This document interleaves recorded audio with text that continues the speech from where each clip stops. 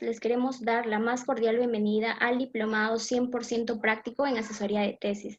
En esta oportunidad estaremos dando inicio a la sesión introductoria titulada Tema de tesis, el participante expone su elección del tema de su tesis. Y en esta ocasión nos estará acompañando el doctor Eduardo Landó. No necesitas un súper conocimiento. Queremos también dar una breve descripción de la hoja de vida del doctor.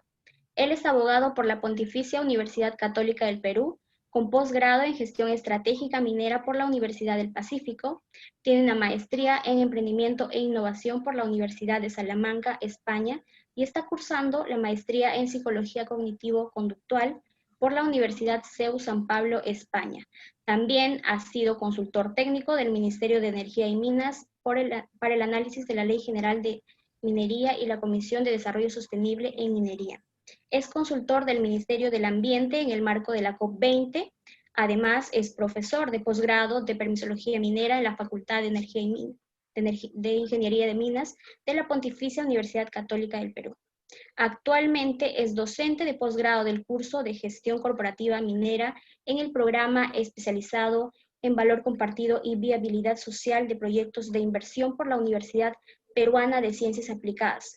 Es también director general del Instituto de Altos Estudios Mineros, Ambientales y Sociales, así como de Cross Partners Corporation y director de Swiss Capitals Group. Su tiempo, doctor.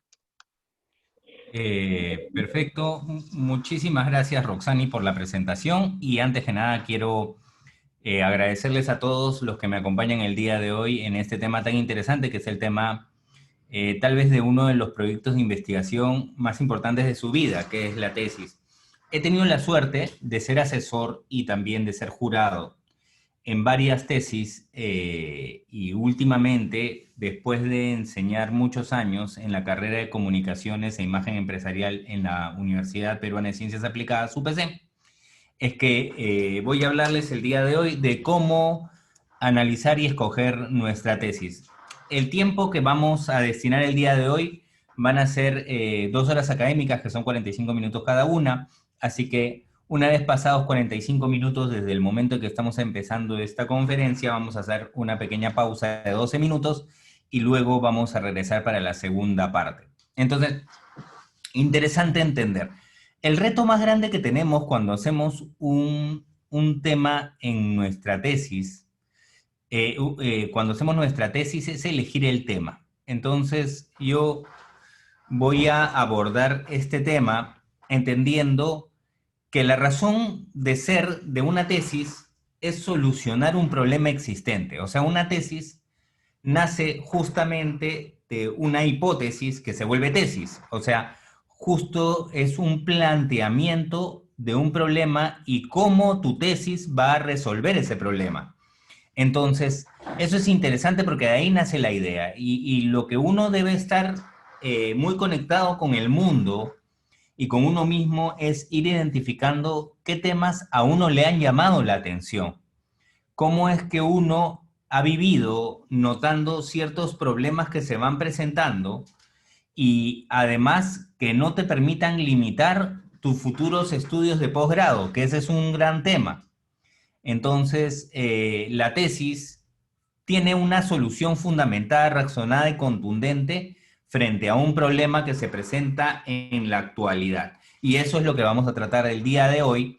Y la primera parte de una tesis siempre será el planteamiento del problema. Entonces, es importante tomar en cuenta esto porque tu tema de tesis siempre va a estar asociado al planteamiento del problema y la idea es que ese problema sea un problema sustancial, porque al ser un problema sustancial será muy interesante poder darle una solución. Entonces, más o menos para que entendamos la composición de esto, la idea se conforma de 3 aspectos muy importantes.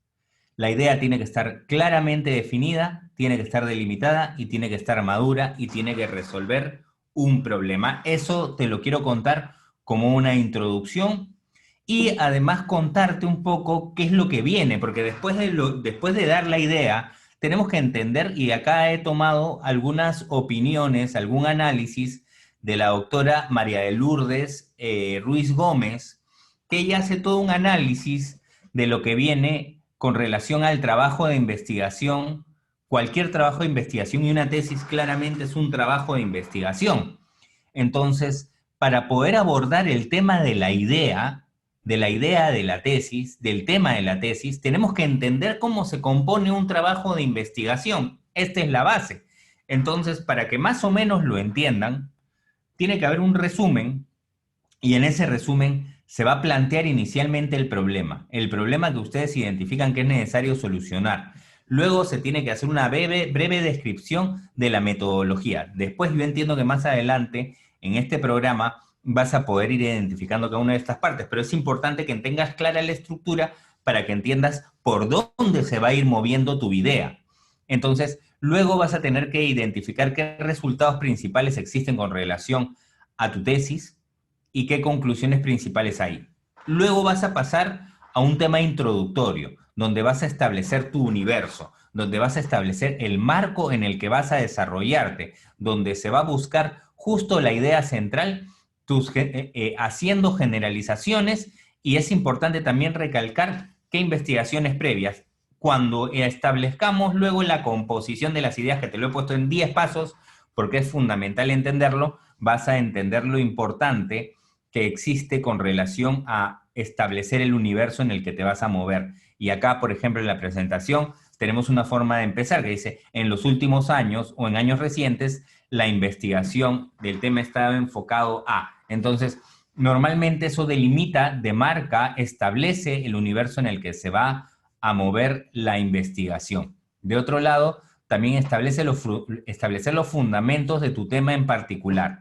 O sea, acá es importante constatar sobre lo que hay y lo que falta hacer, sobre lo que hoy en día hay y lo que tú consideras necesario complementar, mejorar, actualizar, resaltando interrogantes de importancia de continuar realizando la investigación en el tema. Entonces, esto es como punto ideal. Después lo vamos a desarrollar como la idea, pero yo lo que quiero es que ustedes tengan la base. Si uno no sabe lo que va a cocinar, difícil es que pueda saber, si uno no sabe cómo cocinar, difícil es que pueda elegir qué va a cocinar. Entonces, lo que quiero yo es compartirles esto de manera clara. Y además, establece la importancia de tu trabajo. ¿Por qué es importante? Resalta el objetivo, la hipótesis, qué es lo que tú hipotéticamente estás planteando que vas a demostrar a lo largo de la investigación. E identifica de manera general su estructura básica, o sea, como yo les he dicho inclusive en estos momentos. Estamos empezando con una introducción, estoy hablando de cómo se realiza un trabajo de investigación, que una tesis lo es, y luego vamos a abordar 10 puntos importantes y relevantes sobre estos temas.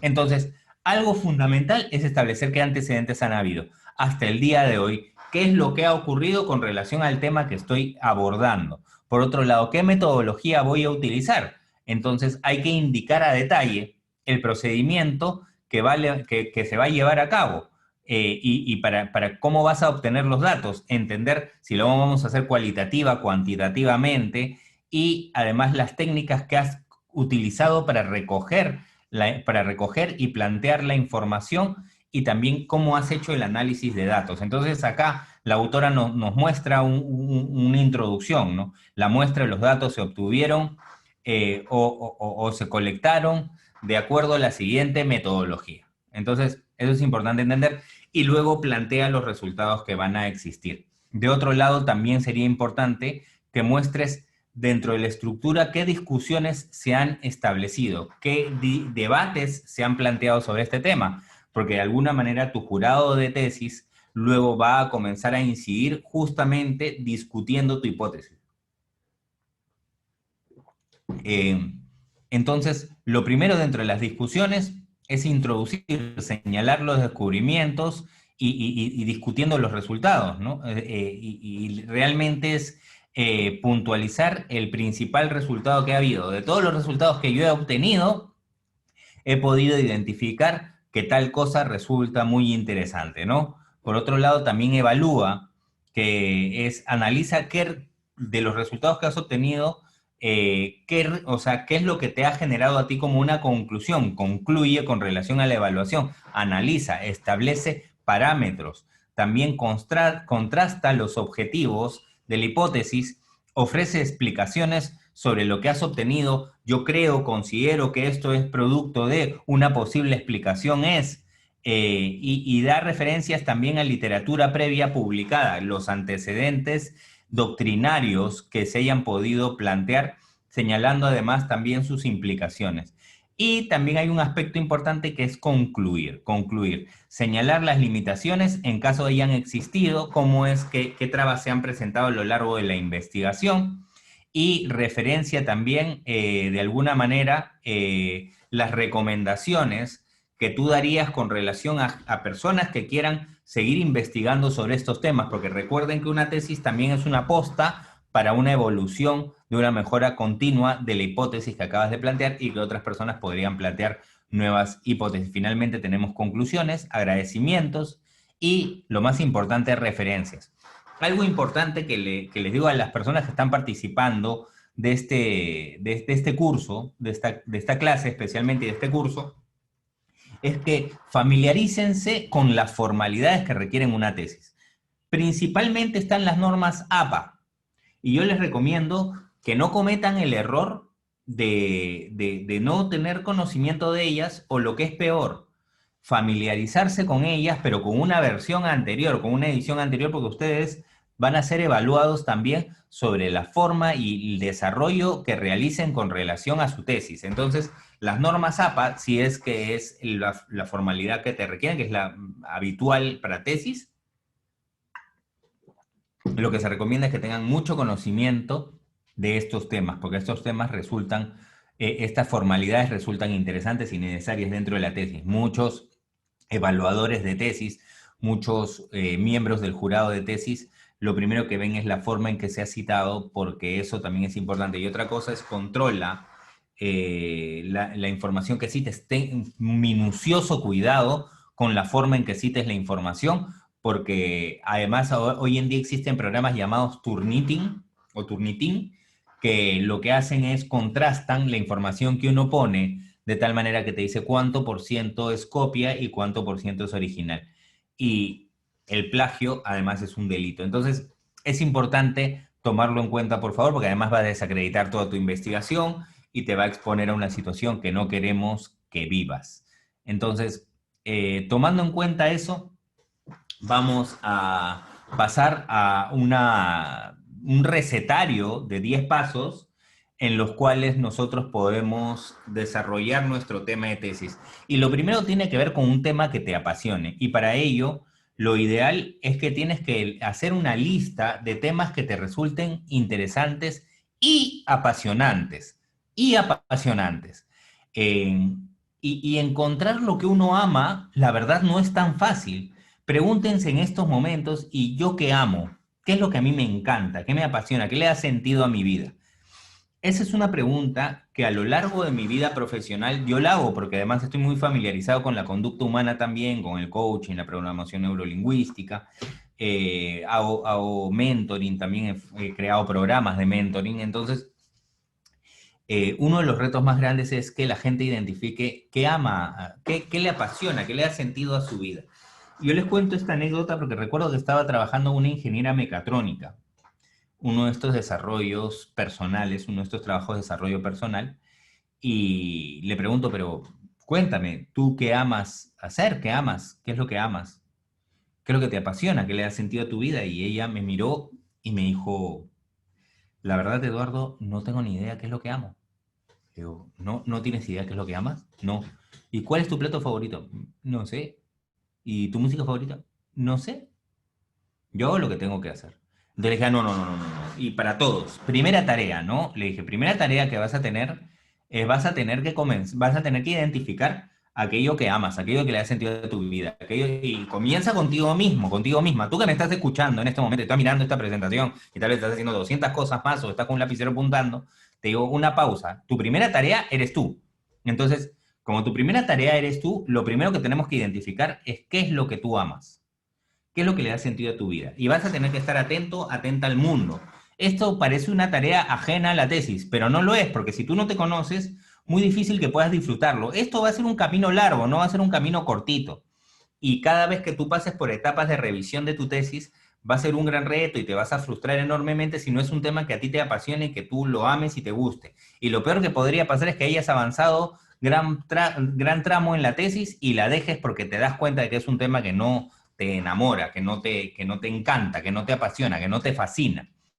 Entonces, la primera tarea eres tú. La primera tarea eres tú que me estás escuchando, que me estás mirando en estos momentos. La primera tarea eres tú. ¿Y cómo es esa primera tarea? Primero tienes que identificar todas las cosas que tú amas y que le dan sentido a tu vida. A ti así te parezca raro.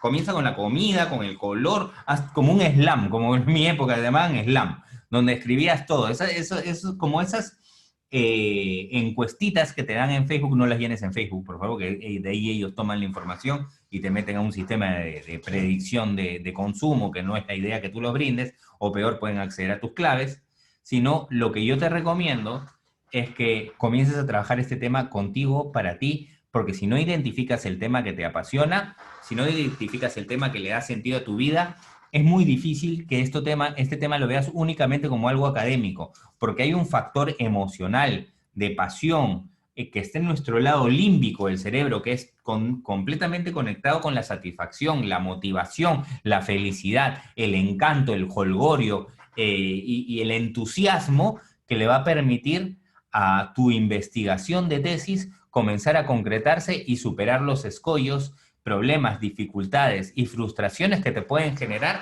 a lo largo de la evaluación que te va a dar tu riguroso asesor de tesis. Entonces, lo que yo te recomiendo es, por favor, ten claro eso como punto número 1. Es de la primera regla. Entonces, una vez que has identificado las cosas que amas, va a aparecer que en esa toma de decisiones con relación a lo que te apasiona, podrás elegir qué tema deseas investigar. Y haz una breve investigación. Y para ello, no solamente te metas a Wikipedia, no solamente te metas a Google, profundiza en el tema. Haz lo tuyo el tema. Miren, normalmente no hay forma de que uno jale una evaluación en una tesis porque nadie en el mundo debería conocer tu tema más que tú. Entonces, si no has estado familiarizado con el tema, pero te ha parecido interesante porque alguien influyó en ti, reconsidéralo, porque en realidad el tema de tesis es un tema que de alguna manera está en tu vida directa o indirectamente. Yo recuerdo cuando estaba haciendo mi investigación de mi maestría, sobre la tesis de mi maestría, que le llaman trabajo final de la maestría, TFM, en la Universidad de Salamanca. Entonces, lo primero que era escoger el tema era un proyecto que yo vivía enamorado y que la tesis para mí era una excusa para plantear mi sueño, mi proyecto, que era la creación de una aplicación. Miren, yo estudié Derecho, pero mi maestría fue Innovación y Desarrollo Emprendedor. Entonces, la creación fue crear una aplicación para celulares, y en esta aplicación para celulares lo que hacía mi aplicación es encontrar personas de acuerdo a su lugar de procedencia. ¿Por qué? Porque me pasó que de pronto por un tema profesional viajé a Nueva York y el amigo que me iba a recoger llegó tarde y como no tenía datos, porque acababa de llegar a Nueva York, que estaba en el aeropuerto John F. Kennedy, él no llegaba y no sabía qué hacer, no sabía si ir, no ir, tenía la dirección. Finalmente tomé un taxi y el taxista me cobró $70 y estábamos a 4 cuadras porque le dio muchas vueltas. Me quedé pensando y luego un día que estaba enseñando en la UPC me pasó algo también muy interesante. Salí de clases y vi un papelito que de unos daneses que ponían en esta suerte de vitrina informativa y decían a todos los estudiantes extranjeros y principalmente de Dinamarca, en inglés perfecto, por favor nos vemos en el salón A101 a las 6 de la tarde el viernes 14 de octubre, por ejemplo. No me acuerdo la fecha, pero tenía todos esos datos. Entonces yo decía, sí, pues no. Yo me ponía a imaginar qué pasaría si yo fuera un danés en Perú. Quisiera que otros daneses que viven en Perú me puedan guiar para tomar mejores decisiones. Pensaba, claro que sí, me parecía sumamente interesante. Me ponía a pensar, ¿y un peruano en Japón? Podría ser interesante que conozca personas. Miren, le estoy contando mi propia experiencia, pero es que de las propias experiencias uno lo vive. Entonces, me ponía a pensar, ¿qué es lo que podría pasar con un noruego en Bolivia? o qué es lo que podría pasar con un chileno en Alemania, o un colombiano en China, o un chino en México.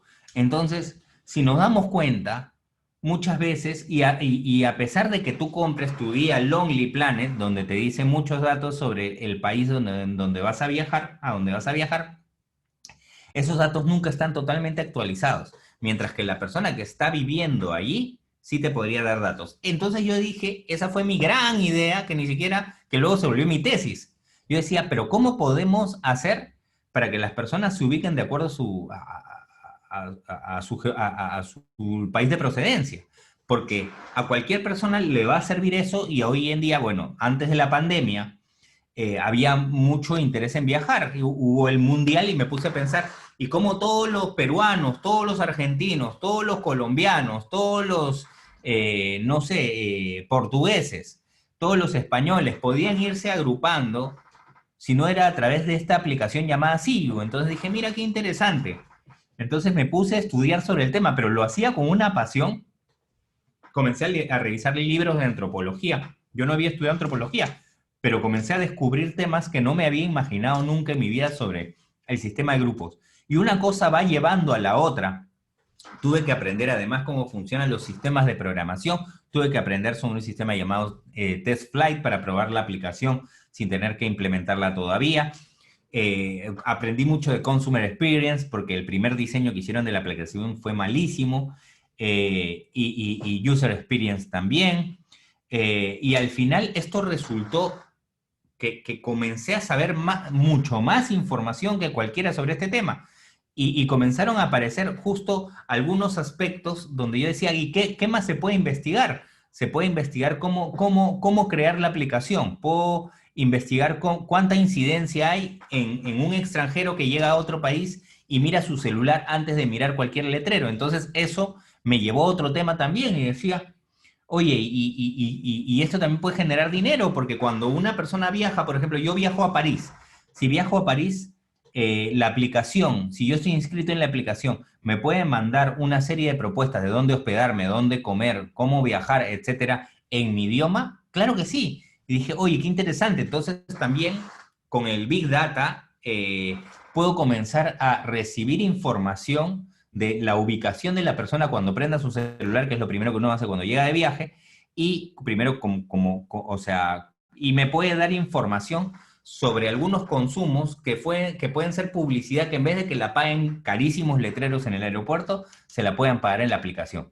Y esto podría ocurrir en cualquier lugar del mundo porque esto es donde uno viaja. Entonces ya comencé a encontrar temas. Entonces, eso que era algo interesante, pero esto fue un decantamiento, fue un desarrollo, y desarrollo que empezó con definir brevemente el tema que yo quería investigar. Entonces, ¿yo qué quería investigar?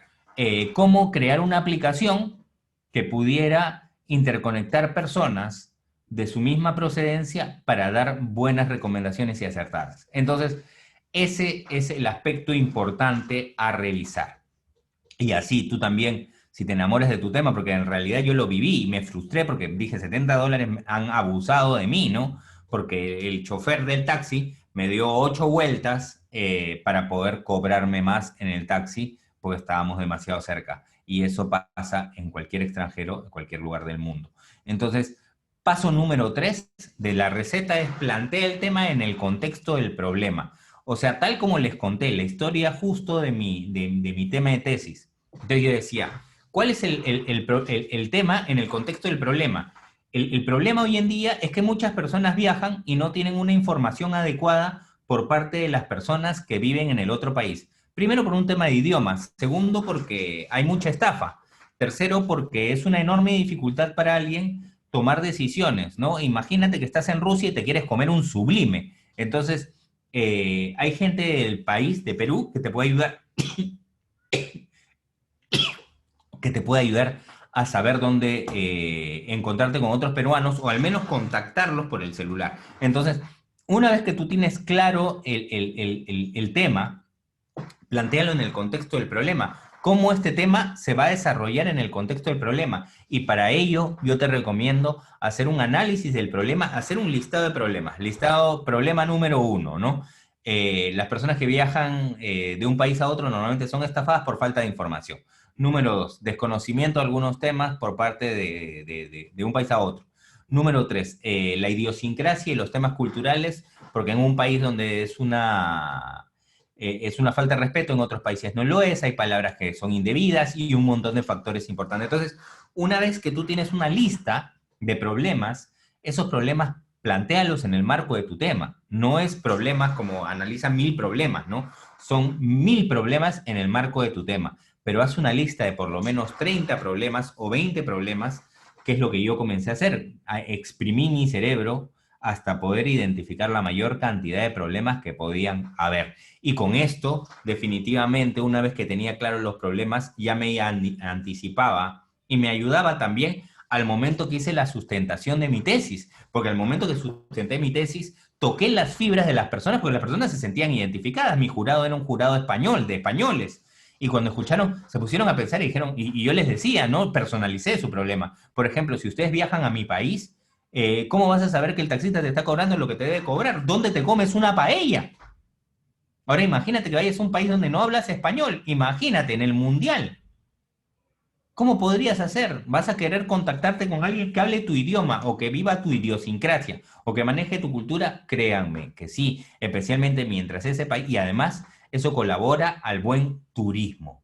Entonces, sumamente importante y fundamental, por favor hagan una lista de una serie de problemas, porque esos problemas les van a ayudar a contextualizar luego cómo es que el tema influiría en el contexto del problema. Mientras más problemas se identifiquen, va a ser mucho mejor, porque eso va a validar tu hipótesis y la va a volver tesis. ¿Por qué? Porque ante la existencia de problemas, tu tesis es una fórmula de solución frente al problema. Entonces recuerden que la base fundamental de una tesis es la resolución de un problema volviéndose una tesis de solución. Una tesis que plantea una hipótesis y que se va resolviendo. Entonces, eso resulta sumamente importante y vital. Otro aspecto importante es resalta algunos estudios sobre el tema. Miren, uno de los retos más grandes que yo tenía era qué estudios podían haberse realizado.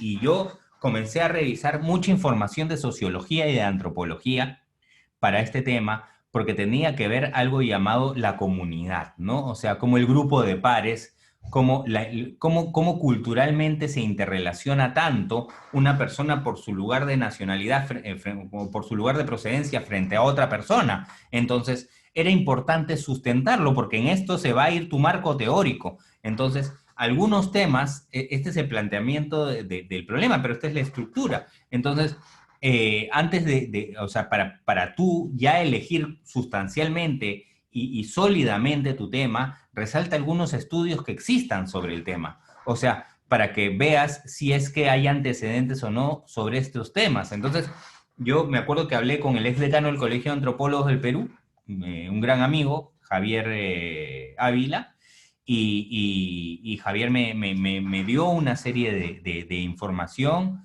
que pude rescatarla y dije, mira, hay mucha gente que ha identificado estos problemas también a lo largo de la historia y ha dado solución distinta, ¿no?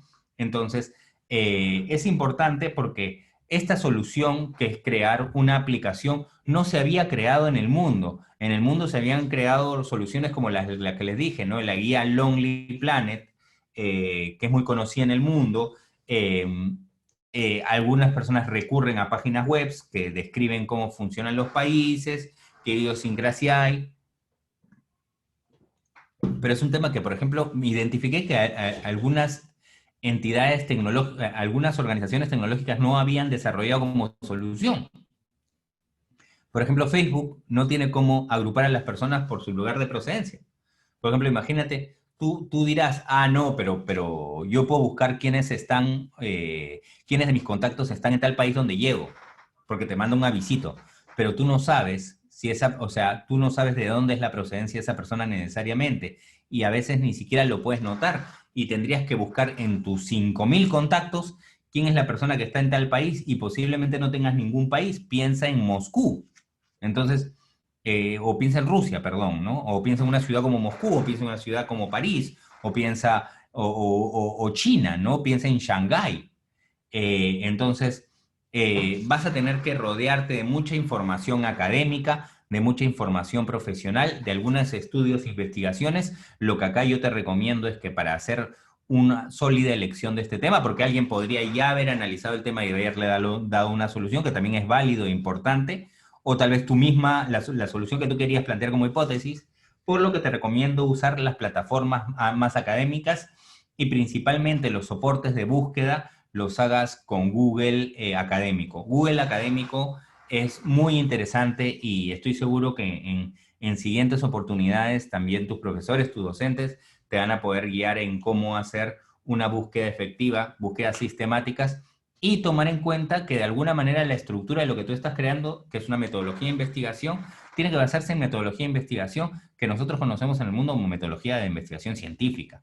Entonces, es posible que esto resulte realmente importante. A ver, hay un mensaje en el chat.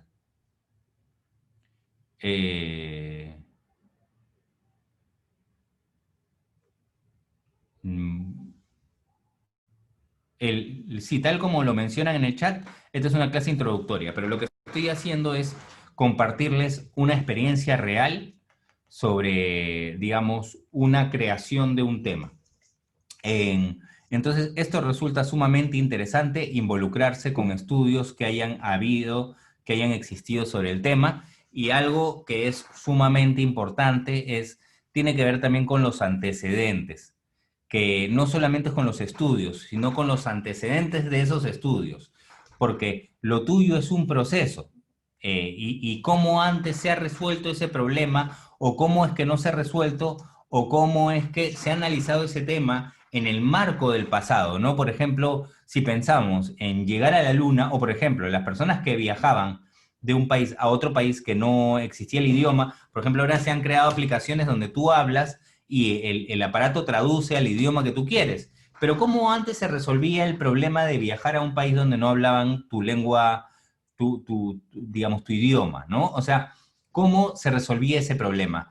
¿Cómo ese podría haber sido una forma de solución? Entonces, antecedentes en torno a esto. En mi caso, por ejemplo, ¿qué antecedentes encontré? Tal como les he comentado, la guía Lonely Planet resultó un antecedente interesante, justo porque el análisis del tema que tú vas a elegir tiene que ver también con qué antecedentes has tenido, porque vas a tener que desarrollar ese tema a lo largo de toda tu tesis. Entonces, si vas a elegir un tema, primero mira también qué antecedentes existen, porque ese va a ser el futuro marco teórico, como te mostré, la estructura de tu tesis, la estructura de un trabajo de investigación, y eso va a ser vital para que tú puedas escoger muy claramente ese tema. Entonces, ¿qué antecedentes de estudios han habido? Por ejemplo, una de las fórmulas de estudios que se habían creado, para mí había sido una es Lonely Planet, ¿no? Otras en las redes sociales se creaban grupos de personas, peruanos en España, peruanos en Rusia. Entonces, había que buscar los grupos de personas donde estaba eso,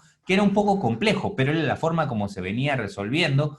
O la otra era buscar a través de embajadas, ¿no? Consulados, y qué estudios han habido con relación a la importancia, porque uno de los retos más grandes, hay gente, cuando yo comencé a hacer la investigación, mucha gente me decía, sí, pues Eduardo, pero si yo viajo lo que menos quisiera es encontrarme con un peruano. Pero no es así. O sea, y tal vez alguna persona sea así, no le sea útil tampoco el sistema. Pero lo que sí pude identificar en estudios antropológicos es que las personas de la misma procedencia se terminan agrupando, como lo hemos visto con la comunidad, digamos, la comunidad china, la comunidad judía, que podemos ver que se agrupan normalmente por nacionalidades, y eso lo podemos ver en todos los países. Entonces, sí es cierto que hay un sentido de comunidad y que de alguna manera esos antecedentes de estudios, que son principalmente antropológicos o sociológicos, a mí me permitieron luego, en el momento que ya estaba desarrollando la tesis, porque yo todavía no había elegido el tema, porque tenía varios temas por escoger, pero decía, este es el que a mí me encantaría escoger, porque este es vital para mí. Entonces, ahí es cuando, ¿por qué es vital? Porque yo por trabajo viajaba mucho a muchos lugares y también a países. Entonces, sí me era difícil relacionarme en una primera etapa y siempre decía, cada vez que viajo, me gustaría por lo menos preguntarle a peruanos que están en tal país que me guíen un poco, ¿no? Como por ejemplo me pasó cuando fui a hacer la sustentación y la graduación de mi maestría, ¿no? En España. Entonces, me di cuenta claramente que encontrar gente de tu país puede resolver bastantes problemas y que sí habían estudios sociológicos y antropológicos al respecto. Entonces, quiero abrir un pequeño espacio de preguntas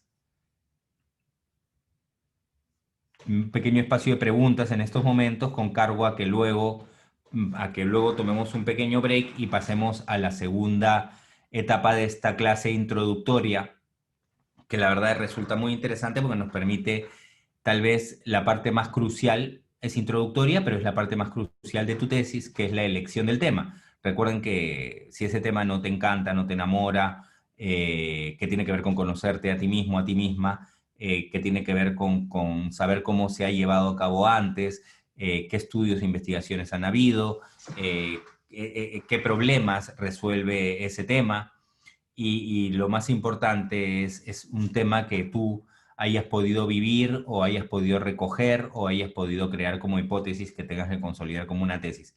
Entonces, no sé si las personas que me están acompañando del ICJ puedan invitar a los participantes a que en esta primera etapa puedan formular algunas preguntas. A ver, aquí. Sí, doctor. Eh, Los estudiantes ya tienen permiso para activar sus micrófonos voluntariamente. Por favor, mantener un orden. Y en este momento ya cuenta con una pregunta en el apartado de chat para que sea sí, resolvida. Sí, una pregunta interesante que me plantean acá. ¿Cuál es la importancia del uso de los idiomas en la investigación o rol del asesor?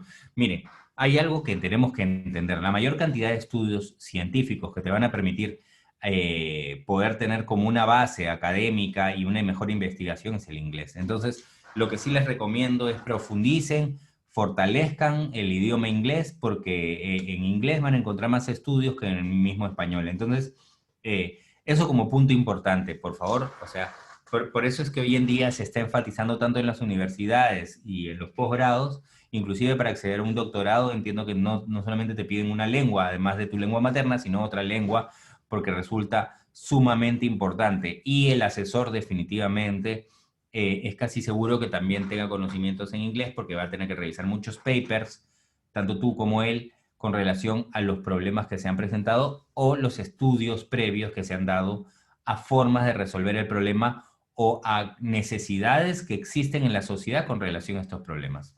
Otra pregunta que me plantean por acá es, ¿por qué es importante investigar desde su experiencia académica? Primero, porque resulta, primero, investigar es encontrar un problema no resuelto y darle solución a ese problema. Y eso nos permite evolucionar, eso es justamente la definición de desarrollo. El desarrollo es el desarrollo se viabiliza a través de la promoción de la investigación.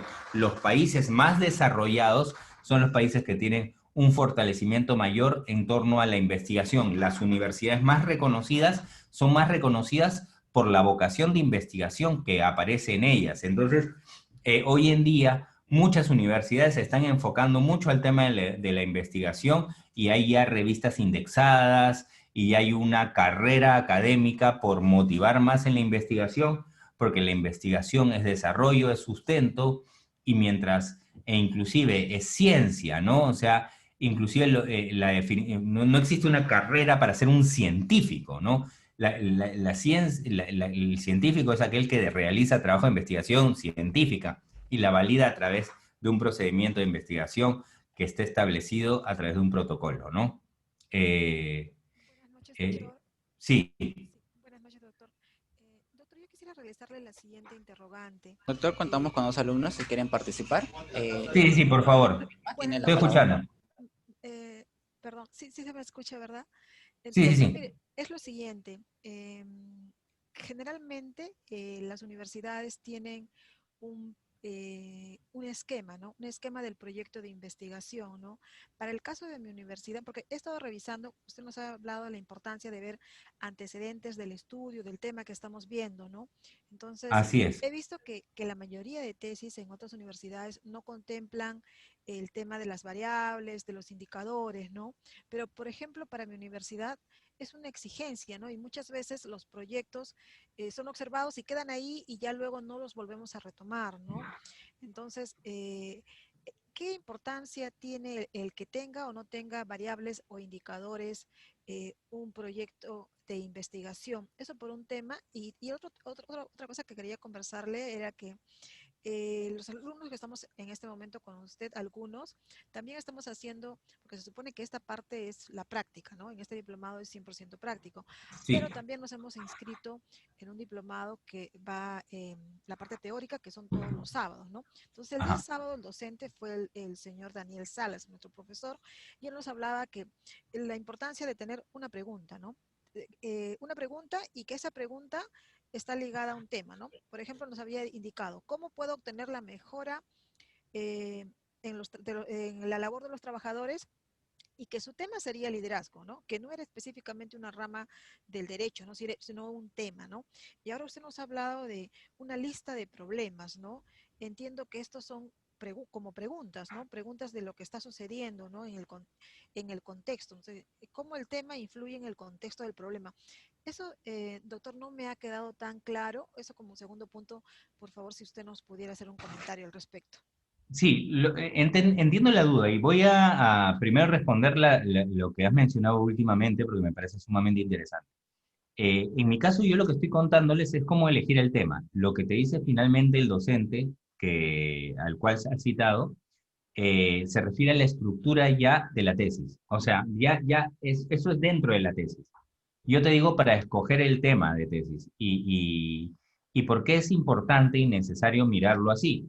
Porque si tú, una cosa es frente al asesor de la tesis, que ya estás dentro de la tesis, y otra es frente a tu elección del tema. Ese es el paso uno, la elección del tema. Pero ya adentro de la tesis, ya armando la estructura, sí vas a necesitar un gran problema que se resuelva. Pero para elegirlo, yo te recomiendo que tú tengas un montón de escenarios, porque ante todas esas formulaciones de problemas que tú te plantees dentro de tu tema, son las preguntas que van a anticipar tu sustentación de grado o de posgrado frente al jurado. ¿Me vas siguiendo, Vilma?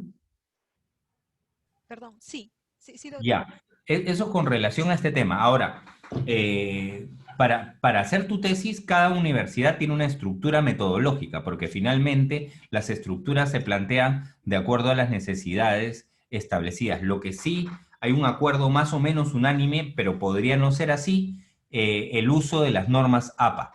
Pero lo que sí es posible es que la estructura se plantee y con relación a la elección del tema, si es que no ha habido una solución a ese tema resulta para mí más atractivo, porque si no ha habido una solución antecedente a ese tema es el nacimiento de la hipótesis.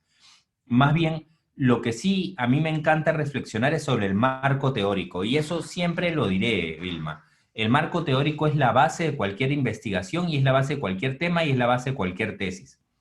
Pero vamos a hacerlo esto mucho más práctico, Vilma. A ver, cuéntame el tema, a ver si yo te puedo apoyar un poco. ¿Qué tema tú podrías estar analizando, Ajá. esbozando? Y esto lo volvemos más práctico, porque esto podría ser un análisis teórico que pertenece a otro escenario dentro de tu formación. En este caso estamos en un ámbito más práctico y me gustaría a mí apoyarte con esa pregunta. Doctor, Formúlame la hipótesis. bueno, todavía no estoy en esa etapa porque recién empezamos el curso y yo Ajá, soy de una profesional que se tituló con el examen de suficiencia profesional hace muchos años atrás, cuando todavía en la universidad nos permitía la anterior ley universitaria optar el título por el examen de suficiencia. Entonces yo no hice un trabajo de investigación, pero ahora para la maestría requiero hacer un trabajo de investigación. Entonces he empezado en este PAE que lo dicta el instituto, que comprende la parte teórica y luego tenemos también la parte práctica. ¿En qué así yo he es. pensado? En un tema en derecho electoral, ¿no?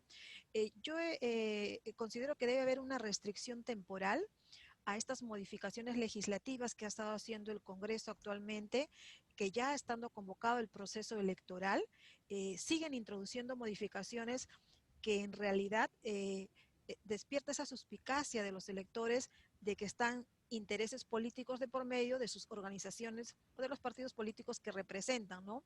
Y que en cierta forma es por eso que están saliendo las leyes cuando ya ha sido convocado. Entonces yo considero que ese es un problema, porque la percepción que hay en las redes sociales es en contra de los organismos electorales, ¿no? Incluso de los mismos participantes en política, dicen, el Jurado Nacional de Elecciones no nos ha querido dar más tiempo para inscribir nuestro nuevo partido, ¿no? Pero no se trata de eso. O sea, el jurado finalmente o las instituciones del sistema electoral cumplen las normas legislativas, ¿no? Entonces, hay una percepción errada, ¿no? Pero yo pienso que esto es porque el Congreso sigue legislando, ¿no? Entonces, para mí eso es un problema. Yo creo que debe establecerse un plazo o una restricción para que ellos no puedan legislar mientras ya existe un proceso electoral, ¿no? Entonces, una restricción temporal para que, por ejemplo, un año antes o un año y medio antes de la convocatoria o de que se inicie el proceso electoral, ya no se puedan realizar modificaciones electorales, pero de realizarse estas modificaciones solamente sean aplicables a partir de que concluye el proceso electoral, ¿no? Porque luego da la impresión de que se han ido acomodando las fuerzas políticas porque, bueno, finalmente tienen el poder de legislar, ¿no? Las 9 organizaciones que actualmente están en el Congreso, ¿no? Ya, mira, y mira qué interesante el tema. Y yo, Vilma, inmediatamente te preguntaría, ¿y qué país de referencia has utilizado para poder analizar esto? Yo, como recién estoy viendo, es un tema, digamos, vigente. Vi que en otros países, por lo menos he ubicado en 2, que efectivamente lo han regulado, ¿no? ¿En qué Pero lo países? que me falta, ubiqué México y ubiqué, ahorita no recuerdo el otro país, me copié la parte, lo que quería investigar, por lo que usted en la parte inicial de su explicación, dijo que hay que ver los antecedentes, ¿no? Me falta ver por qué en esos países hicieron regularon de esa forma, ¿no? Entonces yo supongo que debe ser algo parecido a lo que está pasando actualmente en el Perú, que los vio obligado a ellos a establecer una restricción, un impedimento para que puedan legislar estando ya en un periodo electoral. Ya, y yo te pregunto algo, ¿y en qué países no se realiza? A casi en la mayoría, creo, de América Ya, Latina. y yo te pregunto algo, ¿qué país admiras en el mundo? A ver, un país europeo, pero exactamente no tengo uno. Mire, qué buena pregunta, doctor. No tengo Pero uno. por eso, o sea, ¿pero qué país admiras Ya, por... digamos, Finlandia puede ser por la educación, ¿no? Por la Ya, educación admiras universal. Finlandia por la educación. Sería importante, Vilma, por ejemplo, que identifiques cómo funciona el sistema electoral en Finlandia, tomando en cuenta que cuentan con una de con el sistema educativo más reconocido del mundo, por lo menos uno de los 3 más reconocidos del mundo. Mm, sí, me podría servir, creo, como referencia, pero también tengo yo la impresión, doctor, de que este tipo de situaciones, bueno, la verdad no lo conozco, tendría que investigar más, que este tipo de situaciones en donde se ve cierto, digamos, un ejercicio, digamos, abusivo de su poder de legislar, ese tipo de conducta, ese tipo de idiosincrasia, creo que solo se ve en países latinos. Por lo menos pienso eso, creo que en otros países, de repente de Europa, no se ve tanto, ¿no? Por ejemplo, ahora el proceso electoral en Estados Unidos, la votación es adelantada, que en el Perú si se dijera que va a ser adelantada sería no, nadie jamás lo aceptaría. El voto electrónico no lo han querido aceptar, ¿no? Porque estamos pensando que va a haber engaño, o sea, tenemos esa mentalidad, ¿no? En Estados Unidos están ahora con el voto por correo, ¿no? Nadie está pensando que alguien va a cambiar ese sobre y va a tergiversar la voluntad de ese elector, ¿no? Pero en cambio nosotros tenemos otra realidad, entonces puede ser que comparar con Finlandia, que ellos tienen, creo yo, no sé, por eso tendría que investigar, como usted dice, doctor, ¿no? Pienso que no, Ahí no te das estarían. cuenta, porque no vaya a ser que, o sea, que otro sea el problema, que finalmente llegues a la conclusión que el problema es la educación política. Educación política. ¿Me entiendes? Sí. Entonces no vaya a ser que otro de los problemas sea, no sé, un tema informativo, la poca difusión de los mecanismos electorales o la falta de estructura adecuada en la regulación de partidos. Claro. Entonces, pero ya comienza a delimitarse. Entonces, más bien tú conociéndote, algo que podrías tú identificar es por qué te llama la atención tanto el tema de la elección, de las elecciones políticas. Entonces ya comienzas tú misma a profundizar. Mire, Eduardo, yo la verdad es que desde niña, me acuerdo en la adolescencia que comencé a estudiar por primera vez el concepto del referéndum en Alemania y la democracia directa, y no sabes cómo me llamó la atención, porque por primera vez veía una variante a la democracia representativa, porque a lo largo de mi vida he estudiado sobre el tema del Congreso y su composición, sobre, digamos, la bicameralidad, la unicameralidad, ¿me entiendes? Entonces, ahí tú misma también vas conociendo cómo has estado involucrada con esos temas y al tú misma resolver tus propias preguntas, podrías haberte dado cuenta de que no han habido muchas inquietudes con relación a eso, pero sí con relación a la corrupción. Porque yo escucho lo que me cuentas y lo que más noto o identifico es que tu sentir va por el lado de evitar que se manipule a la población o que se hagan o que se tergiversen las normas a favor de un esquema político en el cual tú no estás de acuerdo. ¿Me sigues? Sí, sí, sí, sí. Creo que hay Entonces, un aprovechamiento de ese poder que tienen para legislar, ¿no? y eso no tiene que ver con el reglamento electoral, tendría que ver más con el sistema de democracia o de representatividad. Entonces, existen fórmulas en el mundo con relación a eso y tal vez eso pueda ser un análisis más interesante. Hoy en día la Constitución habla de la economía social de mercado. Hoy en día la democracia tiene dos variantes, democracia representativa a través del poder legislativo, democracia directa a través de figuras como el referéndum, ¿no? Entonces, si esos temas comienzan a apasionarte, ya comienza a delimitarse de una manera distinta, pero me parece sumamente interesante. Y de hecho es el inicio de una buena conversación, pero como te habrás dado cuenta, valdría la pena Falta. que los países que tú reconoces como países donde no ocurre eso, veas cómo lo están haciendo. Si es que lo están regulando, ¿no? Porque tal vez no sea ese el problema y eso se llama aprendizaje vicario, poder aprender cómo otros están llevando algo para no cometer los mismos errores. Perfecto, entonces acá además tenemos a Juan Carlos y Marta, así que Juan Carlos es tu turno para poder contarnos y Gracias, luego doctor. pasamos con Marta también. Muchas gracias, Wilma, por la pregunta. Gracias, doctor. Muchas gracias. Doctor, gracias por el pase. Sí. Mire, yo soy egresado de ingeniería, de higiene y seguridad industrial, y estoy elaborando mi tesis para titularme. Y bueno, el tema es el siguiente. El tema general es iluminación. Dentro de iluminación, voy a hablar de las condiciones de iluminación en una empresa relacionada a la imprenta. ¿Relacionada a qué? A la imprenta, a artes gráficas. Ah, ya, la imprenta, ok. Ya, entonces, el título de este proyecto de tesis o plan de tesis es Evaluación y propuesta de mejora de las condiciones de iluminación en esta empresa relacionada con la imprenta. Perfecto. Yo, El alcance, sí, doctor, el alcance de la tesis es evaluación y propuesta de mejora. ¿Y por qué propuesta de ajá, mejora nada más y no decir mejorar? Porque ya la evaluación es una tarea bastante extensa y de por sí ya podría haber sido completa. Pero en este caso mi asesor indicó que se agregue una propuesta de mejora. Pero el ya. alcance solamente va a ser una propuesta. No va a ser que yo tenga que verificar que la propuesta que yo he planteado sirvió o no sirvió. Hasta ahí no va a llegar mi tesis. Mi tesis va a llegar hasta elaborar una propuesta de mejora. Obviamente con el sustento técnico, científico y todo lo que aprendí en la universidad y en la experiencia práctica. Entonces, ¿está bien, doctor, planteada el título? ¿Está bien el alcance? Y, a ver, Con Juan ese Carlos, alcance, sí. yo tengo algunas preguntas que hacerte. Claro. Lo que pasa es que he sido tantos años jurado de tesis que ya más o menos sé por dónde sacar los tornillos, ¿no? Eh, la primera pregunta es, primero quiero entender, ¿esto es un tema ergonómico?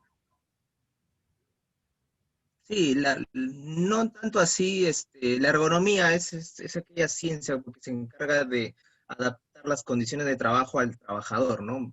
Ya eso es algo puntual.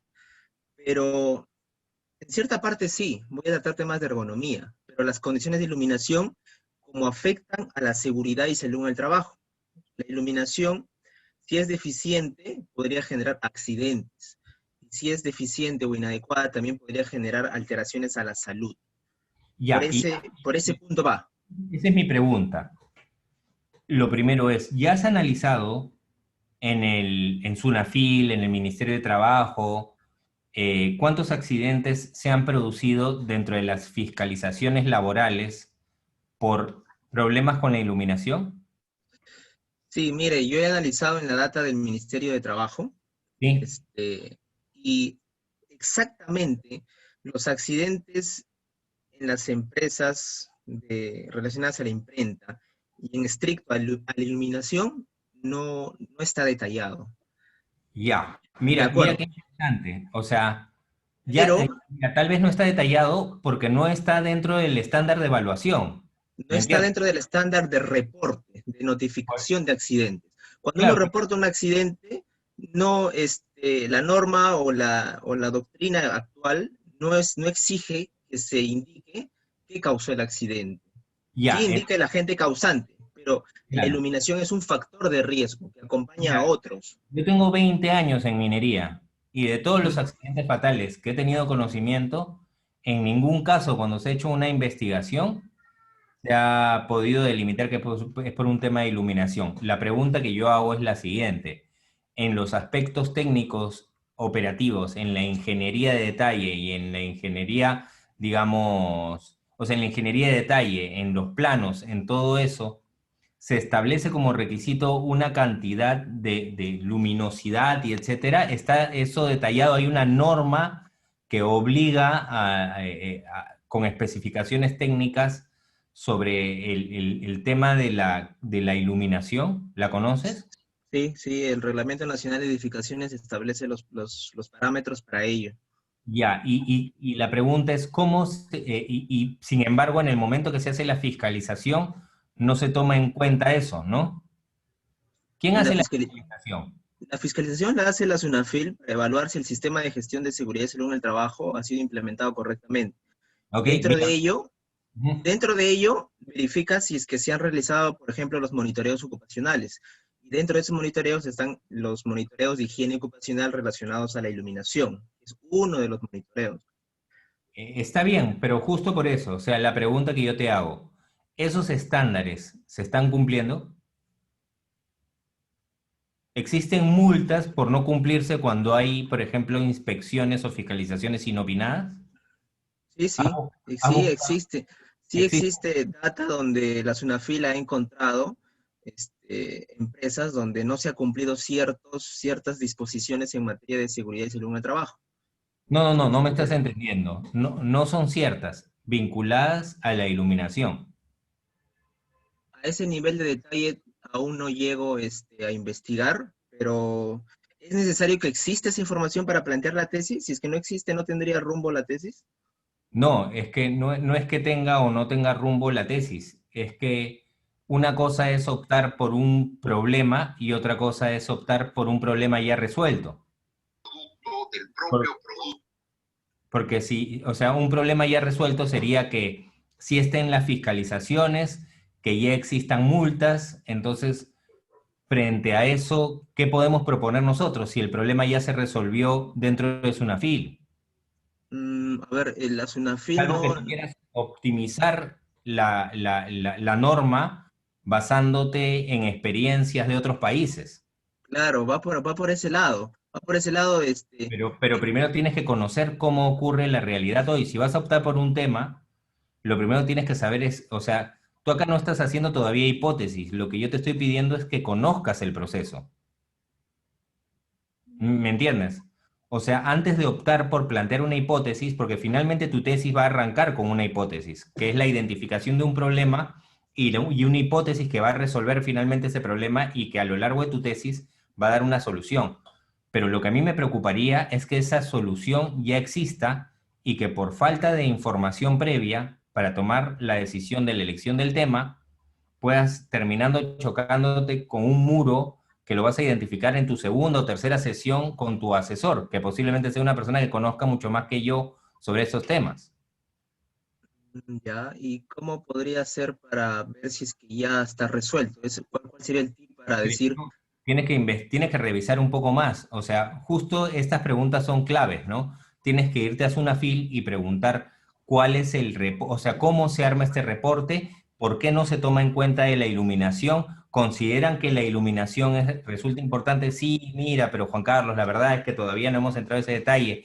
Y estamos hablando de vidas, estamos hablando de muerte, estamos hablando de fatales, de accidentes fatales. Entonces, ¿cómo no se va a tomar en cuenta eso? ya, pero ahí hay un tema de competencia. La SUNAFIL, su competencia es fiscalizar el cumplimiento de las normas. Cuando Yo lo sé, encuentra, sí, pero cuando encuentra algunos incumplimientos por parte de los empleadores, no está dentro de la competencia de la SUNAFIL resolver el problema, no, ojo. pero ojo, si hay un accidente fatal y Sunafil Ujú. fiscaliza y no han identificado como factor relevante el tema de la iluminación, hay un problema, ¿o no? Sí, el problema está. El problema está. Lo que usted me dice que si la SUNAFIL ha resuelto el problema y estaría haciendo el trabajo que yo pretendo hacer exclusivamente Por en el eso. sector de imprenta. Eso es lo que deberías tú investigar. ¿Cómo es que Sunafil está superando este problema? Tal vez no lo está superando porque ni siquiera lo ha visto, Sí, pero no como le vayas. digo, no está dentro de su competencia superar ese problema, doctor. No, a Su ver, competencia está en fiscalizar. Juan Carlos, no estás entendiendo el problema. Juan Carlos, cuando hay un accidente fatal en una empresa, pasas por una fiscalización de Sunafil. ¿Se entiende hasta acá? Sí, eso está clarísimo. Ya. Y si por problemas de iluminación la persona se cayó o resbaló o metió la mano en la máquina, en la imprenta, y no han evaluado, evalúan todo el sistema de seguridad y salud en el trabajo, pero no evalúan la iluminación. Claro, ¿Me- esa es ya la causa del accidente. Pero por Solo eso, esa es la causa. pero por eso. Es que ¿por qué crees que haces una fiscalización? Una fiscalización la haces porque hay estándares que no se están cumpliendo, porque hay normas que no se están cumpliendo. ¿Tú a quién quieres cuestionar? ¿Al fiscalizador o al creador de la norma? Para ti, ¿dónde está el problema? ¿En la fiscalización o en la norma? No, para mí el problema está en que no hay ahorita una metodología para implementar controles en iluminación. Otra vez, ¿en dónde está el problema, Juan Carlos? ¿En la norma o en la fiscalización? Mira que yo te voy a tratar como trato a los chicos cuando soy asesor de tesis, cuando soy jurado de tesis. Juan Carlos, ¿dónde está el problema? ¿En la norma o en la fiscalización? Yo creo que está en la norma, porque la fiscalización no es su competencia establecer disposiciones para mejorar La las fiscal- condiciones. Ya. Entonces, si es la pregunta, si es en la norma, Ujú. lo que tú tendrías que proponer es una metodología normativa que tendría que aprobar ¿quién? El órgano competente que es el Ministerio de Trabajo. Ya, el órgano competente que es el Ministerio de Trabajo y Ujú. además ¿quién? Porque estamos hablando de edificaciones también.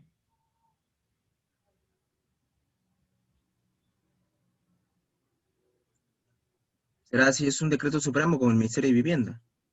Me vas entendiendo. Entonces, ese desarrollo habría que investigar si ya existen. Mira, lo más triste que he visto a lo largo de los trabajos de investigación que he podido ver en mi vida es cuando el graduando se entera que sí existía la metodología.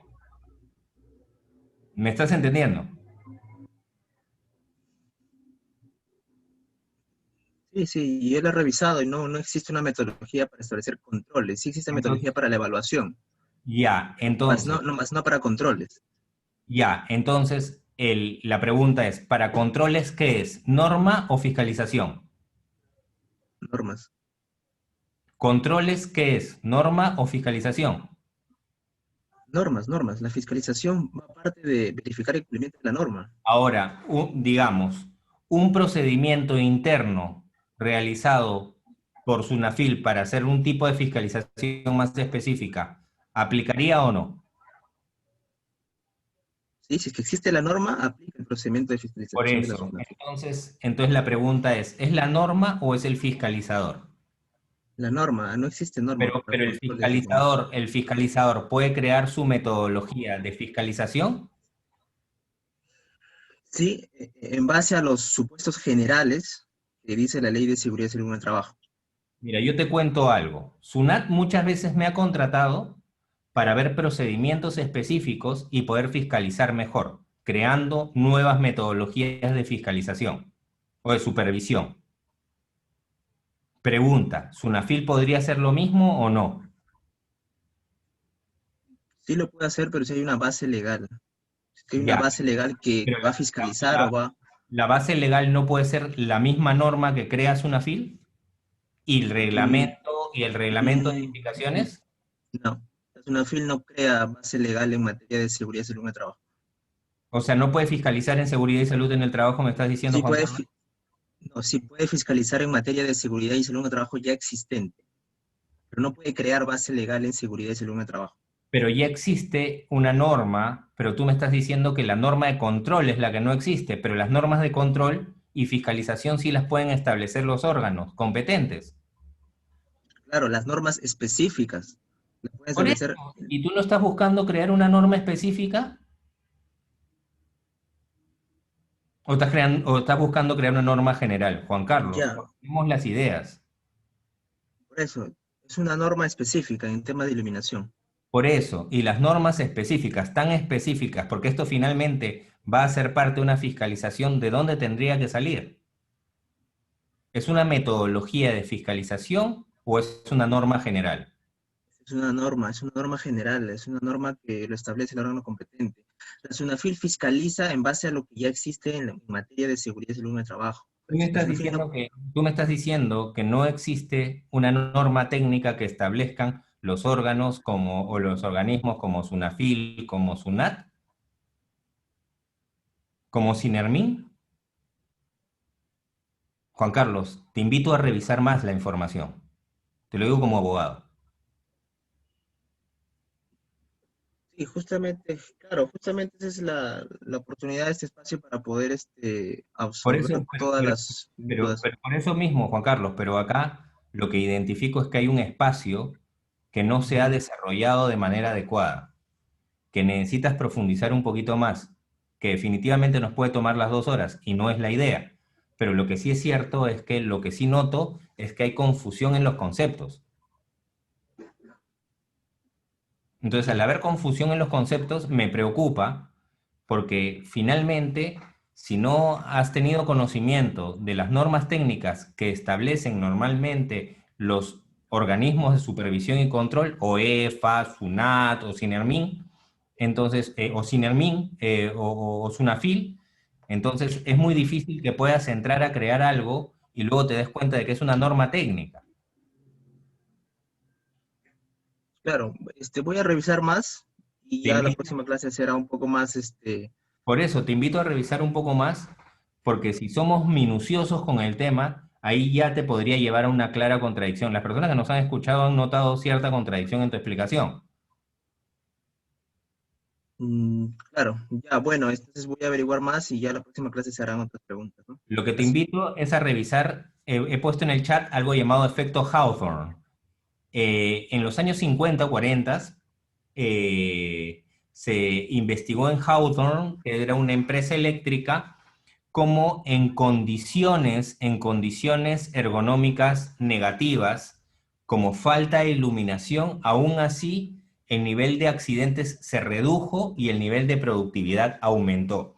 Y eso tuvo que ver con el liderazgo y la motivación de equipos de personas. Es importante que lo revises, porque tal vez el problema no solamente vaya por un tema de iluminación, sino también por un tema organizacional. Y ese, Así es, sí, y ese doctor. y ese es un estudio que podría servirte porque es la base de la cultura organizacional en el mundo.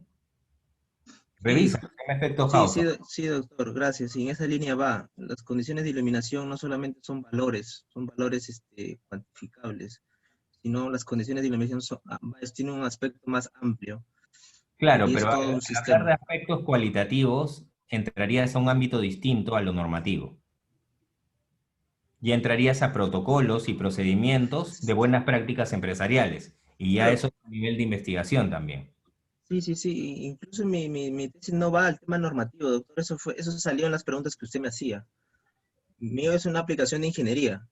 Es aplicar la ingeniería de higiene a una imprenta. Es aplicación de ingeniería. Pero, pero lo que pasa es que toda aplicación tiene que responder a una norma y no es una inversión para el empresario y es muy difícil que los empresarios asuman una inversión si no tienen un sustento normativo. ¿Entiendes por qué? Sí, sí, eso está Bueno, claro. Ya, listo, Juan doctor, Carlos, vamos gracias. avanzando. Muchas gracias por tu pregunta. A ver, por favor, Marta, querías tú también preguntar. Sí, sí, doctor. Bueno, espero que sea breve. En realidad, a mí me llamó bastante la atención cuando habla sobre los antecedentes. ¿Por qué? Yo quiero hacer, bueno, consejo de mi asesor, yo pensaba hacer una tesis, digamos, en la que se va a tener que recabar sentencias de la Corte Superior de Justicia de Arequipa, de los dos colegiados que hay aquí. Ya. Entonces, más o menos el tema aún no lo tengo, o el título, mejor dicho, no lo tengo bien plasmado, pues, pero sería algo así como la imputación y resolución o los argumentos, digamos, sobre imputación sobre el delito de feminicidio en los colegiados de la Corte Superior de Justicia de Arequipa en el año 2019. Entonces, yo al buscar antecedentes, obviamente sobre el tema de feminicidio hay bastantes tesis y hay, digamos, como que tesis idénticas, pero no son de Arequipa en el 2019, son de Cajamarca, Lima, etcétera. Entonces, ¿esos los tomaría, digamos, como antecedentes totalmente o eso simplemente es otro tipo de, no sé, de tesis, ¿no? O sea, no sé cómo tomarlos, porque en realidad, si alguien lo ve, digamos, que no sabe de derecho, puede decir, oye, estás investigando lo mismo que está investigando, que ya investigó esa persona. Me queda la duda ahí. Claro, mira, lo primero que yo me preguntaría es, ¿ya qué definición sobre feminicidio ha podido optar, por ejemplo, alguna sentencia vinculante de la Corte Suprema? ¿Me sigues? O sea, primero Sí, entraría la definición, ¿no? No la definición doctrinaria jurídica, sino la definición que ya jurisprudencia. sea consolidada y vinculante por relación de la Corte Suprema, y del Tribunal Constitucional si es que se ha pronunciado al respecto. Luego, Ya. estaría por analizar cierta doctrina internacional. Tomaría como referencia España, Italia, Francia, ¿no? Tal vez México, tal vez algunos países de América Latina.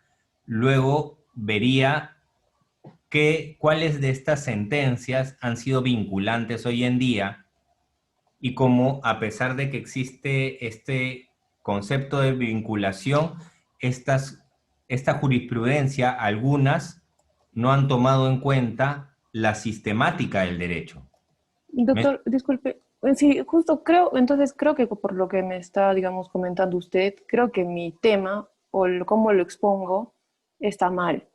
Porque lo que yo quiero hacer, de repente no he ahondado tanto, es que yo, bueno, he podido tener el beneficio, no sé, de hacer prácticas en el Ministerio Público, en la Sí. superior. Y lo que yo he visto y lo que me preocupa y por qué quiero hacer este tema en realidad es que varios casos que nacen como feminicidio y que en la acusación se presenta como feminicidio, estos colegiados tienen la costumbre de pedir que se reformen a otros tipos penales. Y obviamente los fiscales, algunos, como quieren, digamos, sí o sí tener una sentencia, y los otros tipos penales son muchos más fáciles de probar y de actuar, acceden. Cuando ¿Mm? en realidad, a mi parecer, o de repente eso tendré que ver, como usted me dice también con jurisprudencia vinculante, si han sido feminicidio o no. Pero creo que también, aparte de tocar el hecho de cómo se imputa feminicidio o no y qué características tiene que tener el hecho para que sea feminicidio, que que sí hay bastantes tesis sobre eso, lo que yo quería era presentar este problema, ¿no? ¿Qué hacen los colegiados al momento de reformar o pedir que se reforme este tipo penal? Entonces no sé cómo podría plasmarlo para mostrar lo que en verdad yo quiero investigar. Mira, para mí sería importante que se defina claramente lo que es feminicidio y lo que no es. Muchas veces al momento de denunciar, lamentablemente los abogados cometen el error sobre el tipo. Y si tú estableces un tipo feminicidio sin que lo sea, estás afectando la labor finalmente del fiscal. O el fiscal, perdón, está afectando la labor del proceso, perdón. Si el fiscal plantea un feminicidio y la otra parte se defiende estableciendo que no es por la naturaleza jurídica y etcétera, en realidad estás yendo contra el proceso. Lo que podrías crear es una fórmula doctrinaria, clara, sustentada, que les permita a los fiscales poder armar adecuadamente justamente la imputación, la acusación, de manera clara y objetiva, sin cometer los errores que hemos visto y que muchos son mediáticos con relación al tema del feminicidio. Creo que muchas veces, lamentablemente, se guían por factores más de tipo comunicacional que por tipo jurídico. Y sí es necesario que alguien haga un análisis de tipo jurídico para que los fiscales, para que el Ministerio Público tenga claro qué es, qué no es un feminicidio y cuáles son los antecedentes que podría sustentar frente a un juez cuando el juez quiera disuadirlo frente a la imputación, ¿no? ¿Me sigues con eso? Sí, sí, claro que sí, doctor, está bien claro. Perfecto. Bueno, más bien entonces voy a aprovechar para acabar mi presentación porque ya el tiempo para el break no va a ser posible. Pero bueno, algo que es importante también es informa sobre los temas que no se han tratado en el tema de tu tesis. O sea, infórmate sobre los temas que no se han tratado, investiga sobre los temas que no se han tratado sobre el tema de tu tesis, ¿no? Y es un poco lo que nosotros estábamos conversando en las preguntas que ustedes han formulado, ¿no? Oye, tengo que identificar lo que no se ha visto, porque no vaya a ser que ya exista, por ejemplo, en el caso último del feminicidio, ya una doctrina establecida y tú hagas otra doctrina y te van a decir, oye, si esto lo he presentado hace un mes. Entonces, es importante saber qué temas no se han tratado, pero tener claro que no se han tratado todavía, ¿no? Establece cuál es el punto de partida de tu investigación. Eso es vital, porque el punto de partida es en el momento en el que tu investigación va a arrancar. Es justamente el punto de partida, mi investigación va a arrancar en este punto. Entonces, por ejemplo, en el caso que yo les conté de la aplicación que yo estaba creando, el punto de partida de investigación es la necesidad de las personas que viajan de un país a otro de conseguir recomendaciones de gente de su país de procedencia para que puedan tener una mejor toma de decisiones. ¿Desde qué punto de partida vas a arrancar con la investigación? Porque eso es vital. Además, también es importante establecer con claridad lo que deseamos realizar. En las exposiciones que ustedes me han presentado, algo que sí me he dado cuenta, y esto sí es muy interesante, es que las tres personas tenían mucha claridad con lo que deseaban realizar, con lo que necesitaban realizar, con lo que querían realizar.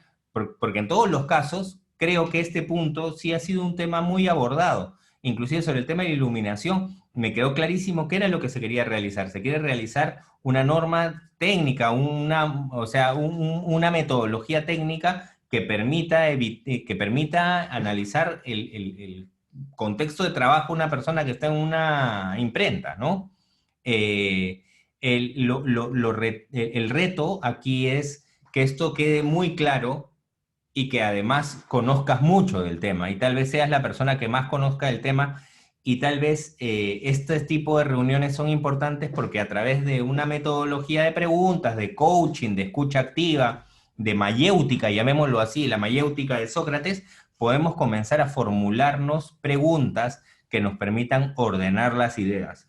Finalmente, si tú acostumbras formularte preguntas, cuestionarte desde el momento en el que estás arrancando el tema, vas a poder tener como un banco de preguntas que cuando llegues a la sustentación de tu tesis vas a agradecerme enormemente, porque son preguntas que pueden parecer complejas, difíciles, a veces ridículas, o que no tienen nada que ver con tu tema, o que te pueden ir llevando un camino distinto, pero que finalmente ocurren cuando estás sustentando la tesis. Entonces, es importante que establezcas con claridad lo que quieras realizar. Y plantéate como pregunta lo que vas a realizar, no solamente la claridad de lo que deseas realizar, sino plantéate una pregunta de lo que vas a realizar. ¿Qué es lo que voy a realizar? ¿Qué es lo que voy a realizar? ¿Yo qué voy a realizar? Voy a realizar una solución tecnológica que le permita a las personas que viajan de un país a otro poder comunicarse con las personas de su mismo país de procedencia y así obtener soluciones, datos idóneos para ellos frente a situaciones que se les presenten durante el viaje. Una pregunta ordena las cosas. Una pregunta nos permite tener claras las cosas. Recuerden que las tesis nacen justamente de una base esencial que son los problemas. Y para ello te tienes que preguntar cómo es que plantearte la pregunta de lo que vas a realizar. Y finalmente, en el punto número 10, algo que les recomiendo es que practiquen hacer un pitch, un elevator pitch. Un elevator pitch con storytelling, hay una R de más, storytelling, para explicarlo en 3 minutos. Y lo que voy a pedirles es que nos tomemos por lo menos unos minutos en esta presentación, nos tomemos unos minutos, eso ya lo hemos revisado, nos tomemos unos minutos para que ustedes en 3 minutos, más allá de que no hayan, alguna persona me van a decir, Eduardo, yo todavía no elijo el tema, no importa, ese tema que tienes en mente, lo que quiero es identificar no lo que dices, sino cómo lo dices. Esta es la etapa en la que yo quiero notar e identificar cómo la gente expresa ideas. Cómo la gente expresa sus ideas, porque este va a ser un espacio maravilloso, riquísimo, porque uno de los temas que yo he enseñado mucho es storytelling, es como contar una historia, y el elevator pitch es como lograr impacto en 3 minutos. La gente solamente te va a dar un minuto, y eso que menos, segundos, ya, para poder causar impacto. Si no causas impacto al inicio, si en tus 3 minutos o 2 minutos iniciales no lanzaste una idea fuerza potente, va a ser muy difícil que luego puedas cautivar a los demás con el sustento, con el desarrollo de tu tesis. Dicen que una buena impresión no puede ocurrir 2 veces, ¿no? Para una buena impresión solamente hay una oportunidad. Entonces, como este es un taller de tipo práctico y es una inversión para ustedes, en estos momentos yo les voy a pedir que aprovechemos este tiempo, este maravilloso tiempo, para que aprovechen y me cuenten, las personas que me han preguntado también, pero que me cuenten si es que quieren sacarle el máximo beneficio, el máximo resultado de esta presentación, que me cuenten en menos de 3 minutos, si pueden en 1 minuto o en 2 minutos, un tema que podrían ustedes estar interesados en hacer en su tesis. No necesariamente el tema, recuerden, no es lo que dices, es cómo lo dices. Y ahora lo que quiero evaluar es el cómo, porque cuando alguien me cuenta una idea, yo lo primero que evalúo es cómo me la cuenta, con qué pasión me la cuenta, qué tanto orden de ideas tiene, con qué voz lo está diciendo, sabe escuchar, sabe proponer modificaciones a la idea, ¿me entienden? Le ha apasionado desde siempre la idea, ha estado relacionado, familiarizado con la idea. Cuando he podido dialogar con cada una de las personas que han preguntado, me he involucrado tanto en la escucha activa que me he puesto en los zapatos del tema, a pesar de que no he trabajado nunca en el Ministerio Público, no he visto temas de ergonomía y tampoco he podido ver los temas que Vilma nos comentó al inicio. Entonces, quiero aprovechar este pequeño espacio para poder permitirles abrir los micrófonos y me puedan contar brevemente qué ideas, pero para impactar, se llama presentación de impacto y se llama elevator pitch. El elevator pitch es clave porque normalmente le llaman elevator pitch porque es el tiempo en el que tú compartes con alguien en un ascensor, elevator, cómo es tu idea y si cautiva tu idea. Más allá que luego puedan modificar la idea, la forma de decir la idea es la vital e importante. Finalmente una tesis se concreta en su sustentación. Así que por favor, a las personas del ICJ, permitir que se activen los micrófonos para poder trabajar, si es que quieren también, porque creo que esto es un beneficio práctico mayor. Sí, doctor, los participantes tienen los permisos para activar su micrófono voluntariamente. Eso sí, por favor, mantener un orden. Claro que sí, porque de todas las partes, el tener ordenada una idea es vital.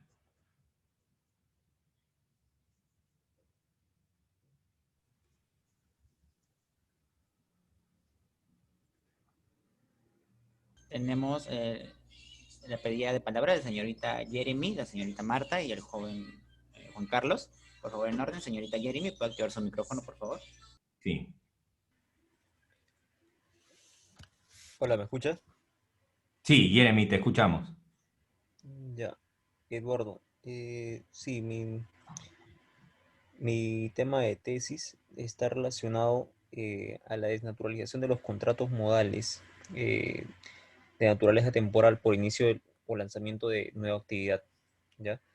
Es un tema que en base a lo que mencionabas en tu exposición sobre ver el antes, presente, o el pasado, el presente y el futuro, ¿no? Es una problemática que ha venido generándose, ¿no? Gestándose desde tiempos remotos. Entonces, pero exclusivamente ahora por temas de pandemia eh, se ha repotencializado esa desnaturalización, porque a causa de ese desempleo masivo, ¿no? Se ha gestado una nueva contratación y se ha simulado un contrato por inicio de actividad, o se ha simulado ese tipo de contratos bajo una modalidad de inicio de actividad o lanzamiento de nueva actividad para generar este tipo de contratos. Al igual con otras características más de la desnaturalización propia. Entonces lo que estoy planteando, ¿no? Es llegar a aplicar una cuestión en la doctrina en la que se pueda unificar el tipo o todas las modalidades de contratos modales, todos los contratos, a ver cómo lo explico, de naturaleza temporal por inicio o lanzamiento de nueva actividad, bajo una sola denominación de contratos. Entonces, de esa forma se evitaría este tipo de vulneraciones que prácticamente afecta pues a gran parte de los jóvenes que... otra cosa, delimité el tema en materia de jóvenes porque son los más afectados en este tiempo, ¿no? No he delimitado más el tema por temas de información. A ver, Jeremy, ¿me permites darte feedback? Claro, por supuesto. Sí. Lo primero que yo te hubiera recomendado es que nos cuentes una historia. O sea, recuerda, el cerebro recuerda más una historia que una teoría. Por ejemplo, ¿Ya? Jeremy, ¿tú hablas japonés? No, ¿Hablas chino mandarín? tampoco. Imagínate que yo te digo, mañana tienes que estar en la feria de Shanghái y hemos pactado un avión que tienes que irte a Jorge Chávez, al aeropuerto, a las 4 de la mañana porque a las 7 sale el avión. Y resulta que 2 días después estás en China. ¿Ya? Ya. ¿Te gustaría poder a través de tu celular contactarte con todos los peruanos que están en Shanghái para que te puedan ayudar? Sí, por supuesto. Ya, esa es la solución que yo te propongo. Una aplicación que apenas llegues a un lugar te contacte con las personas de tu mismo lugar de procedencia.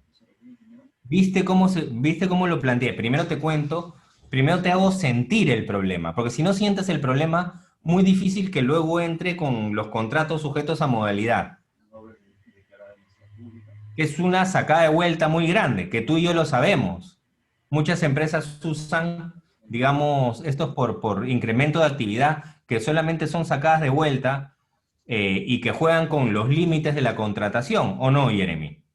Claro, claro, por supuesto.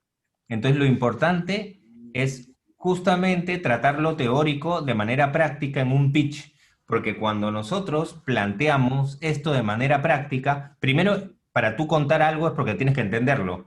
Un chiste solamente lo puedes contar bien si es que has entendido el chiste. Si no has entendido el chiste, difícil que lo cuentes bien y que lo disfrutes.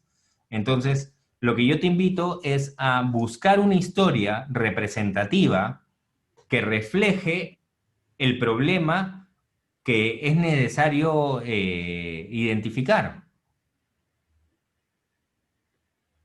Ya. O sea, y personalízalo, identifícalo. Hoy en día, ¿qué está pasando? Estamos en una situación pandemia y la situación es frágil, pero principalmente por este tipo de contratos. Este es el contrato. Mm, ya, entonces lo que podría hacer es personalizar el tema Hacerlo para práctico, poder no tan teórico. delimitarlo más. Hacerlo práctico. La gente entiende más cuando estamos en un caso práctico. ¿Viste cómo mentalmente te mandé a China? Sí, ¿Y te viste atrapado por el idioma, por la situación y por todo? claro, claro, por supuesto. Imagínate que te dejo pues en el mercado de Shanghái y todos los chinos están cruzando contigo fumando y te hablan cosas raras y tú no entiendes, estás con tu celular en la mano. Ahí vas a agradecer que exista la aplicación. Claro, ahí hay una solución al problema. Ahí está. Pero la idea es contarlo, no solamente es, o sea, porque finalmente tú tienes que cautivarte y cautivar a tu asesor y cautivar al mundo con esta idea. Pero las mentes teóricas tienen que comenzar a volverse también un poco prácticas. Y ese es el gran reto que tenemos para crear una idea, porque además así sabemos que has sentido el problema, ¿no? Mira, Eduardo, te voy a contar lo que me ha pasado a mí, ¿ya? Yo estoy contratado bajo un contrato sujeto a modalidad por incremento de trabajo, pero en realidad me están sacando la mugre, me explotan todo y ni siquiera puedo decir nada porque ellos me pueden despedir en cualquier momento. Claro, ese es el Entonces, problema, ¿no? si tú me lo cuentas así, te digo, oye, compadre, pero en serio, ¿no has revisado las normas? Mira, sí, pero la verdad es que parece esto más que tiene un fin de promover las empresas que promover, no es pro operario, sino es pro empresa.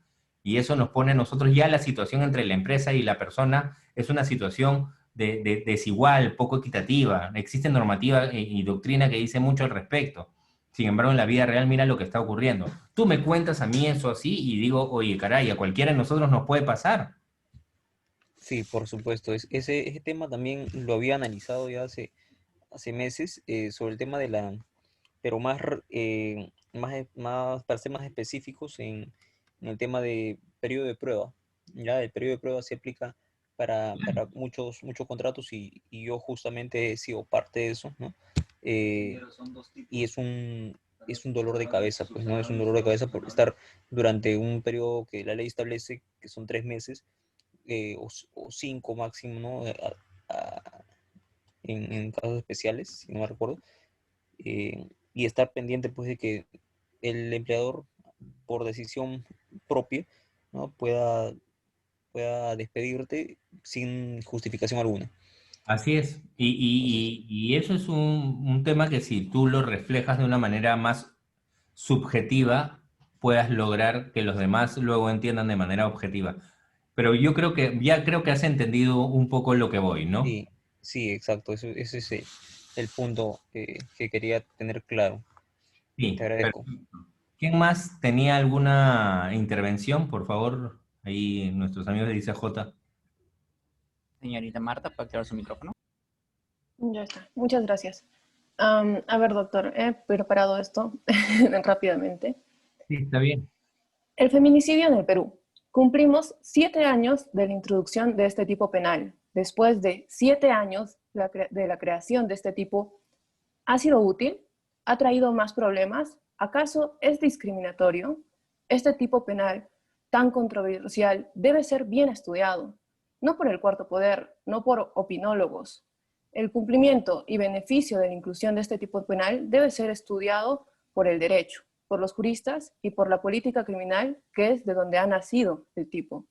Han pasado 7 años y muchos no han entendido el delito de matar a una mujer por su condición de tal. Para mí, ahora, no es importante que la sociedad lo entienda, es lo de menos, pero es primordial, es imprescindible que los operadores del derecho comprendan cabalmente este tipo penal. Después de este análisis, vamos a ver si ha servido el tipo, si necesita una modificación o, en última instancia, si necesita la eliminación, su eliminación en el Código Penal. Mira, interesante, Marta. No obstante, vamos a hacer algunas precisiones porque siempre todo es perfectible y mejorable. Lo primero es que no queda claro qué es feminicidio, qué no lo es, y lo podrías contar con una historia. Yo te voy a dar como ejemplo una que es la que se me ocurre en estos momentos, pero tú debes conocer mucho más del tema. Que es la denuncia de Lady Guillén, ¿no? Lady Guillén denuncia, bueno, no, denuncia, y el fiscal dice que es feminicidio, y eso fue lo que de alguna manera se agarró la defensa para poder desestimar el caso. Entonces, ¿qué problemas hubo en ese proceso, no? El primero es con relación al concepto. La gente confunde este concepto de feminicidio con este concepto. Número 2, ¿qué antecedentes existen? Existe este antecedente y este antecedente. ¿Qué es lo que dice la Corte Suprema al respecto? Que feminicidio es tal cosa. ¿Qué es lo que dice el Tribunal Constitucional? Se ha pronunciado al respecto. ¿Qué dice la doctrina? Tal cosa. Sin embargo, hoy en día ha ocurrido esto. Y así como el caso de Lady Guillén, hay 730 casos en el Perú y eso resulta un problema porque parece ser que la figura jurídica no se ha entendido bien. Entonces, es necesario que se entienda bien, porque de no entenderse bien van a comenzar a haber más actos de impunidad, que es lo que el derecho necesita defender hoy en día, porque existen a lo largo de los últimos 7 años esta cantidad de feminicidios en el Perú, lo cual ya lo vuelve una situación delicada, peligrosa, tomando en cuenta que dentro de la política del Estado está la protección de la mujer y de los derechos de la mujer. Entonces, acá les voy a presentar una serie de informaciones. ¿Me sigues un poco, Marta? Ay, ya, no podía activar mi micro. Claro que sí, doctor. Creo que me ha faltado, claro, ¿no? O sea, bueno, ahorita creo que no hubiera podido hacerlo de la Corte Suprema, del TC, porque no tengo la Pero información. esa Sí, estructura. sí. Es más, o sea, creo que hasta esto, lo que usted ahorita me ha comentado, parece una especie de marco teórico que podría poner en mi tesis o parte fundamental de la tesis que tiene que ir. Sí, sí lo entendí, doctor. Gracias.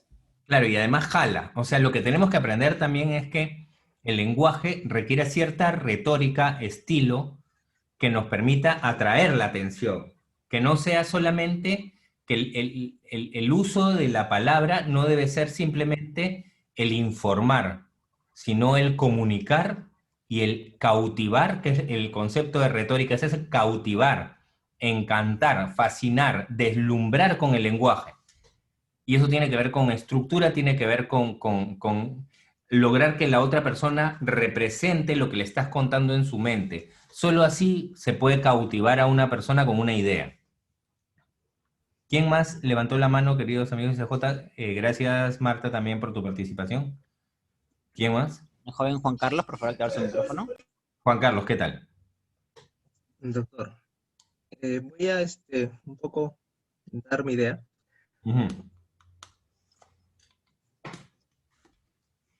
En las organizaciones, siempre lo que se busca, en general, forma parte de los objetivos que tiene toda organización dentro de su planeamiento estratégico y en el deber de cumplimiento de lo que establece las disposiciones en materia de seguridad y salud en el trabajo. Es poder establecer condiciones de trabajo seguras y saludables para los trabajadores y para cualquier persona que pueda involucrarse en el desarrollo de una actividad económica. Entonces, en ese contexto, es importante considerar cuáles son estas condiciones de trabajo que favorecen la seguridad y salud de los trabajadores y de aquellas personas que se encuentran dentro de un espacio o centro de trabajo. Es ahí la importancia, pues, de poder analizar estas condiciones y en específico algunas condiciones, como por ejemplo las condiciones de iluminación, que podrían impactar en un menoscabo de la seguridad y salud y puede resultar accidente de trabajo y cualquier alteración a la salud de los trabajadores. Por ejemplo, en una imprenta pasó un accidente producto que un trabajador no pudo visualizar el movimiento de una máquina impresora por la poca distancia que había de los cuerpos impresores. Entonces no pudo retirar la mano a tiempo y sufrió el atrapamiento de dedos, con consecuencia, pues, de un accidente incapacitante, ¿no? Uno de los factores de riesgo que generó este accidente incapacitante fue la escasa iluminación. Por tanto, ahí radica la importancia de las condiciones de iluminación y su estudio, y poder elaborar propuestas de mejora que permitan tener una puerta abierta a situaciones similares en otras imprentas y poder utilizar esta propuesta de mejora que podría yo elaborar, ¿no? En base a esta experiencia en esta empresa, en base a analizar todas las condiciones de riesgo asociadas a la iluminación, podría servir como base elaborar una propuesta de mejora en esta imprenta y que sea el punto de partida para que otras empresas relacionadas a la imprenta puedan aplicar esta propuesta de mejora, ¿no? Dentro del campo del control de ingeniería se puede aplicar en cualquier organización. Este es el sustento del trabajo que pienso realizar, parte de una evaluación primero, de identificar los peligros asociados a la iluminación, los riesgos asociados a la iluminación, que son varios, producto de las condiciones de iluminación, y luego proponer y elaborar una propuesta de mejora. En eso consistiría mi trabajo, y en eso se sustenta la idea de este trabajo de investigación. Mira, interesante lo que tú comentas. El tema que tú tocas es muy delicado, Juan Carlos. No obstante, te recomiendo hacerlo un poco más impactante y más breve, por lo menos desde la idea. Porque cuando uno alarga demasiado la explicación de la idea, resulta que tu asesor, que finalmente es tu primer filtro, no la va a entender o la va a entender mal, o lo peor es que va a terminar dándote pautas que no te van a ayudar. Lo que yo te recomiendo, como en los casos anteriores, es busca un ejemplo práctico que grafique el problema, ¿no? O sea, imagina que trabajas en una imprenta y no hay luz, y alrededor hay una serie de máquinas, y una de esas máquinas, yo te cuento, que acabo de recordarlo con la historia que me has contado, yo tengo un tío que perdió un brazo en una imprenta. Entonces, y nunca supimos por qué fue, ¿no? Todos creímos que fue por pero te estoy hablando cuando era niño, escuché ese caso, ¿no? Y uno de los problemas podría haber sido el tema de la iluminación. Y la pregunta es, ¿se está evaluando adecuadamente? ¿Se está evaluando adecuadamente? Entonces, esa duda es una duda razonable. Por lo que yo he podido identificar, las normas establecen esto, pero todavía no plantean una normativa como esta. Y es importante que se establezca, porque hoy en día la seguridad y salud en el trabajo es vital. Eso reduciría la posibilidad de que las personas se produzcan accidentes fatales dentro del trabajo, especialmente en este caso. Eso, contado un poco más breve y más contundente, puede generar mucha atracción y te digan, oye, sí, qué interesante, no me había dado cuenta que en realidad esta normativa no existía. Genial. Comencemos a trabajar el caso. ¿Me sigue, Juan Carlos? Sí, doctor. Porque tu asesor va a ser tu primer filtro. Y si tu asesor no lo entiende, o te va a guiar de manera inadecuada, o lo que es peor, te va a guiar de manera o sea, te va a descartar tu idea, no porque no sea buena, sino porque no la ha entendido. Entonces, esa es la recomendación que les puedo dar. Traten ustedes de que su idea se la puedan contar. Miren, mi abuela, y con eso termino, mi abuela tenía fascinación porque yo le expliqué mis tareas. Yo vivía con mi abuelita también, ¿no? Y mi abuelita me decía, a ver, hijito, cuéntame qué has estado leyendo, ¿no? Y yo le decía, Historia de Perú. Y le explicaba. Y me decía, no, no, no, no has entendido. ¿Cómo no he entendido, abuelita, si he estudiado y él me lo sé? Porque yo no lo estoy entendiendo. Tú no solamente tienes que aprender, sino tienes que aprender a hacer que los demás aprendan. O sea, tienes que aprender a hacerte entender. No basta con que lo entiendas tú. Lo importante está, y por favor cada uno de ustedes entiéndame este mensaje, lo importante está en que la idea que vas a presentar lo entienda hasta tu abuelita. Porque mi abuelita me mandaba a estudiar y me decía, no, no hasta que yo lo entienda, no hasta que tú lo entiendas, sino hasta que yo lo entienda. Mi abuelita le decía, ok, ok, voy a lograr que tú lo entiendas. Y si no encontraba las palabras, ella fue la primera que me formó para ser profesor. Yo me dedico gran parte de mi vida. Lo que más amo en mi vida es, además de los negocios, de la minería, el derecho y el conocimiento general, la investigación, pero lo que yo amo es enseñar. Y siempre me acuerdo de mi abuela mandándome a estudiar nuevamente porque ella no entendía lo que yo le estaba explicando. Entonces, si ustedes tienen una persona que no tiene ni idea del tema que ustedes están tratando y lo entiende, pero lo entiende, es porque van por buen camino. Si que le explican la idea y no lo entiende, es porque posiblemente ustedes no lo están explicando bien. Y tal vez eso signifique, según mi abuela, que tienes que estudiar de nuevo porque ella no lo ha entendido. Les dejo ese mensaje porque nosotros necesitamos aprender a comunicar. Porque plantear una idea tiene que ver con cautivar con esa idea. Sí, ¿alguna pregunta por ahí? Doctor, yo quisiera expresar mi idea. Creo Sí, que sí, claro, por favor, Vilma. no la he escrito, pero a ver más o menos si entendí. La idea era para más o menos cómo venderle nuestra investigación a nuestro asesor, ¿no? Para que nos encamine, ¿no? Entonces, Pero para que lo entienda también, como si fuera mi abuela, acuérdate, si no te voy a mandar a estudiar de nuevo. Y a ver, dale. a ver, más o menos, por ya escuché a los anteriores, a ver, yo quiero decir, me pongo un poco nerviosa, no, va. En las elecciones complementarias municipales del 2015, ya convocado el proceso electoral, el Parlamento, el Congreso de la República expide una norma y por la cual impide la reelección de los gobernadores y de los alcaldes, ¿no? Entonces, existen dos posiciones, ¿no? Una parte del electorado considera que debe de hacer la aplicación inmediata conforme a la Constitución, pero finalmente el órgano en última instancia electoral, que es el Jurado Nacional de Elecciones, decide no aplicar la norma. Esta decisión del Jurado Nacional de Elecciones es, digamos, tiene varios cuestionamientos, ¿no? Deslegitima a un ente electoral.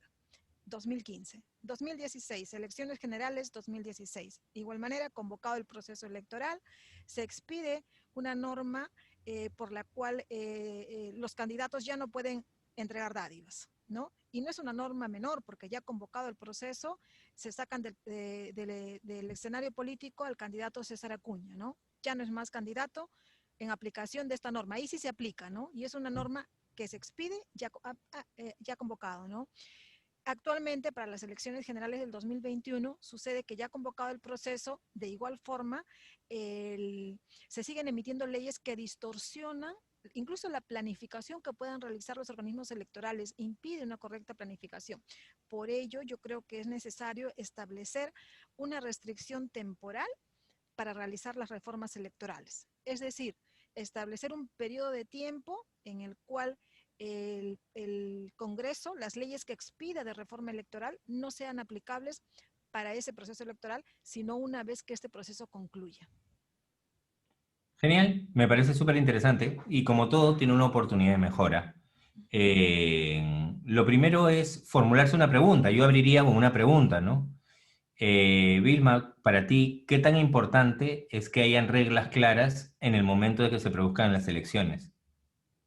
Es muy importante porque no solamente para el ciudadano, para las organizaciones políticas participantes, como para los organismos electorales, ¿no? El ciudadano ya, digamos, tiene las reglas claras, ¿no? Ya. Sabe cuál va a ser el procedimiento, quiénes van a ser impedidos, ¿no? Pero para las organizaciones políticas, igual, sobre todo para aquellas que no están dentro del Parlamento, ¿no? Porque estas 9 que están regulan, ¿no? Pero termina afectando a las 24 que están inscritas, ¿no? Y también para los Así organismos es. electorales, ¿no? Que no han podido hasta el momento, bueno, creo que hasta el 28 de septiembre han estado legislando el Congreso, entonces los organismos electorales recién van a empezar a realizar sus labores porque estaban supeditadas a lo que ellos estaban pues todavía regulando, ¿no? Y yo te pregunto algo. ¿Se pudo presentar una garantía constitucional, por ejemplo, César Acuña? En su momento, creo que pudo haber presentado una acción de amparo, la verdad que no lo sé si lo Claro, presentó. pero mira, interesante porque ahí hay un tema de hechos cumplidos sobre derecho adquirido, ¿no? Claro, en ese momento el Jurado Nacional de Elecciones, como también es la última instancia electoral, dijo sí se aplica la ley de dádivas y a pesar de que, como le explicaba con la ley esta del impedimento de la reelección para los gobernadores, ahí sí dijo no se aplica porque es afectar la participación política, ¿no? Pero para el Ya, pero caso de por las eso, dádivas dijo sí se aplica ya, pero inmediatamente la entonces, norma. pero tú como abogada, ¿cabe una acción de amparo?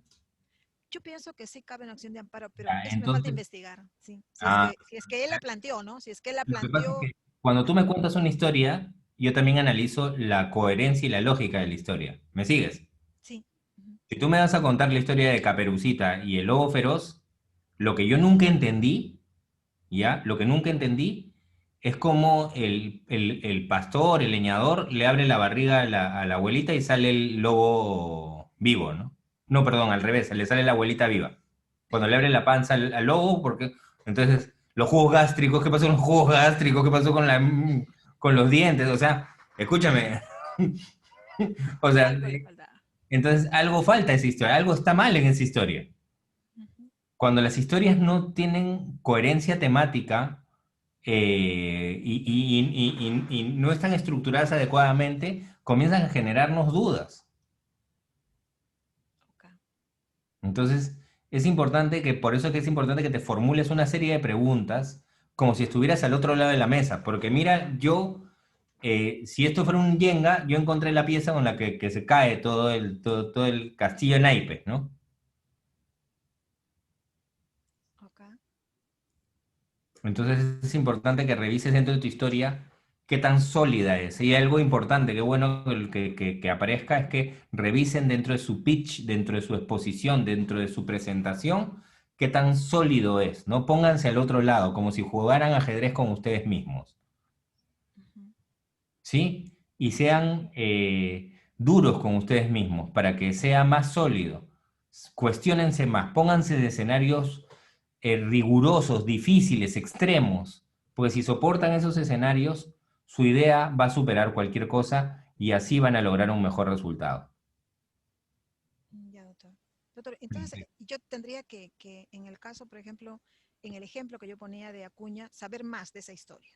Por ejemplo, ¿no? Porque además es importante, cuando cuentas eso es importante, pero tienes que saber qué acciones se tomaron también, ¿no? Porque vaya a ser que sí se tomó una acción de amparo y al final se desestimó en tiempo récord. Ujú. Entonces, Lo que sí, es, además tomar en cuenta algo, ¿no? ¿Qué tan importante para ustedes es la democracia? ¿Qué tan importante para ustedes es la seguridad jurídica? En especial en el tema de elecciones, que finalmente es lo que garantiza la democracia. ujú, claro, tiene que ver mucho con la seguridad jurídica. La seguridad jurídica y tiene que ver con la democracia, porque sin seguridad, o sea, porque si te puedes sacar a los candidatos que tienen mayor oportunidades a través de modificaciones durante el proceso electoral, ¿de qué estamos hablando? Ujú. Con la democracia también. Eso es otro tema que tengo Claro, que porque no te investigar permite más. escoger, no te permite escoger a quien querías escoger. Sí, Te estoy quitando una alternativa de elección. gracias, doctor. Tengo que investigar también sobre democracia. Ese aspecto me falta para la Es próxima sumamente clase. importante. La democracia es vital.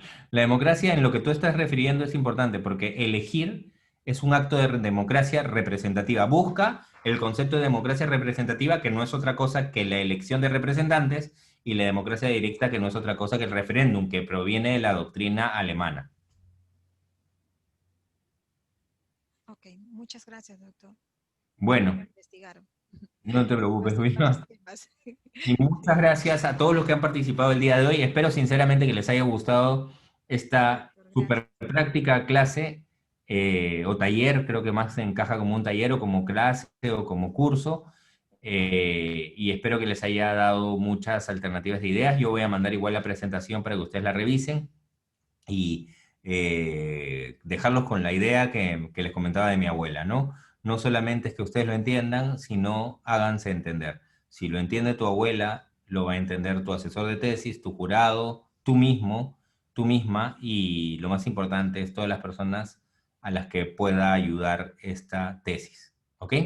Bueno, los dejo a todos. Muchas gracias a los amigos del Instituto de Capacitación Jurídica por invitarme a esta interesante clase, y espero verlos pronto y espero que verlos también cumpliendo con este maravilloso sueño de lograr una tesis en summa cum laude, en excelencia, y así acordarse también de este humilde profesor que los estuvo apoyando por lo menos con un pequeño granito de arena. Muchísimas gracias y hasta pronto. Muchas gracias, doctor. Le agradecemos. Muchísimas gracias, doctor, por acompañarnos en esta primera clase introductoria. Muchas gracias a todos los participantes y a todos los que han participado activando el micrófono o ya sea por chat. Nos estaremos viendo en la próxima clase. No queda más que agradecerle, doctor, nuevamente. Muchas gracias por su asistencia. Hasta luego, hasta pronto.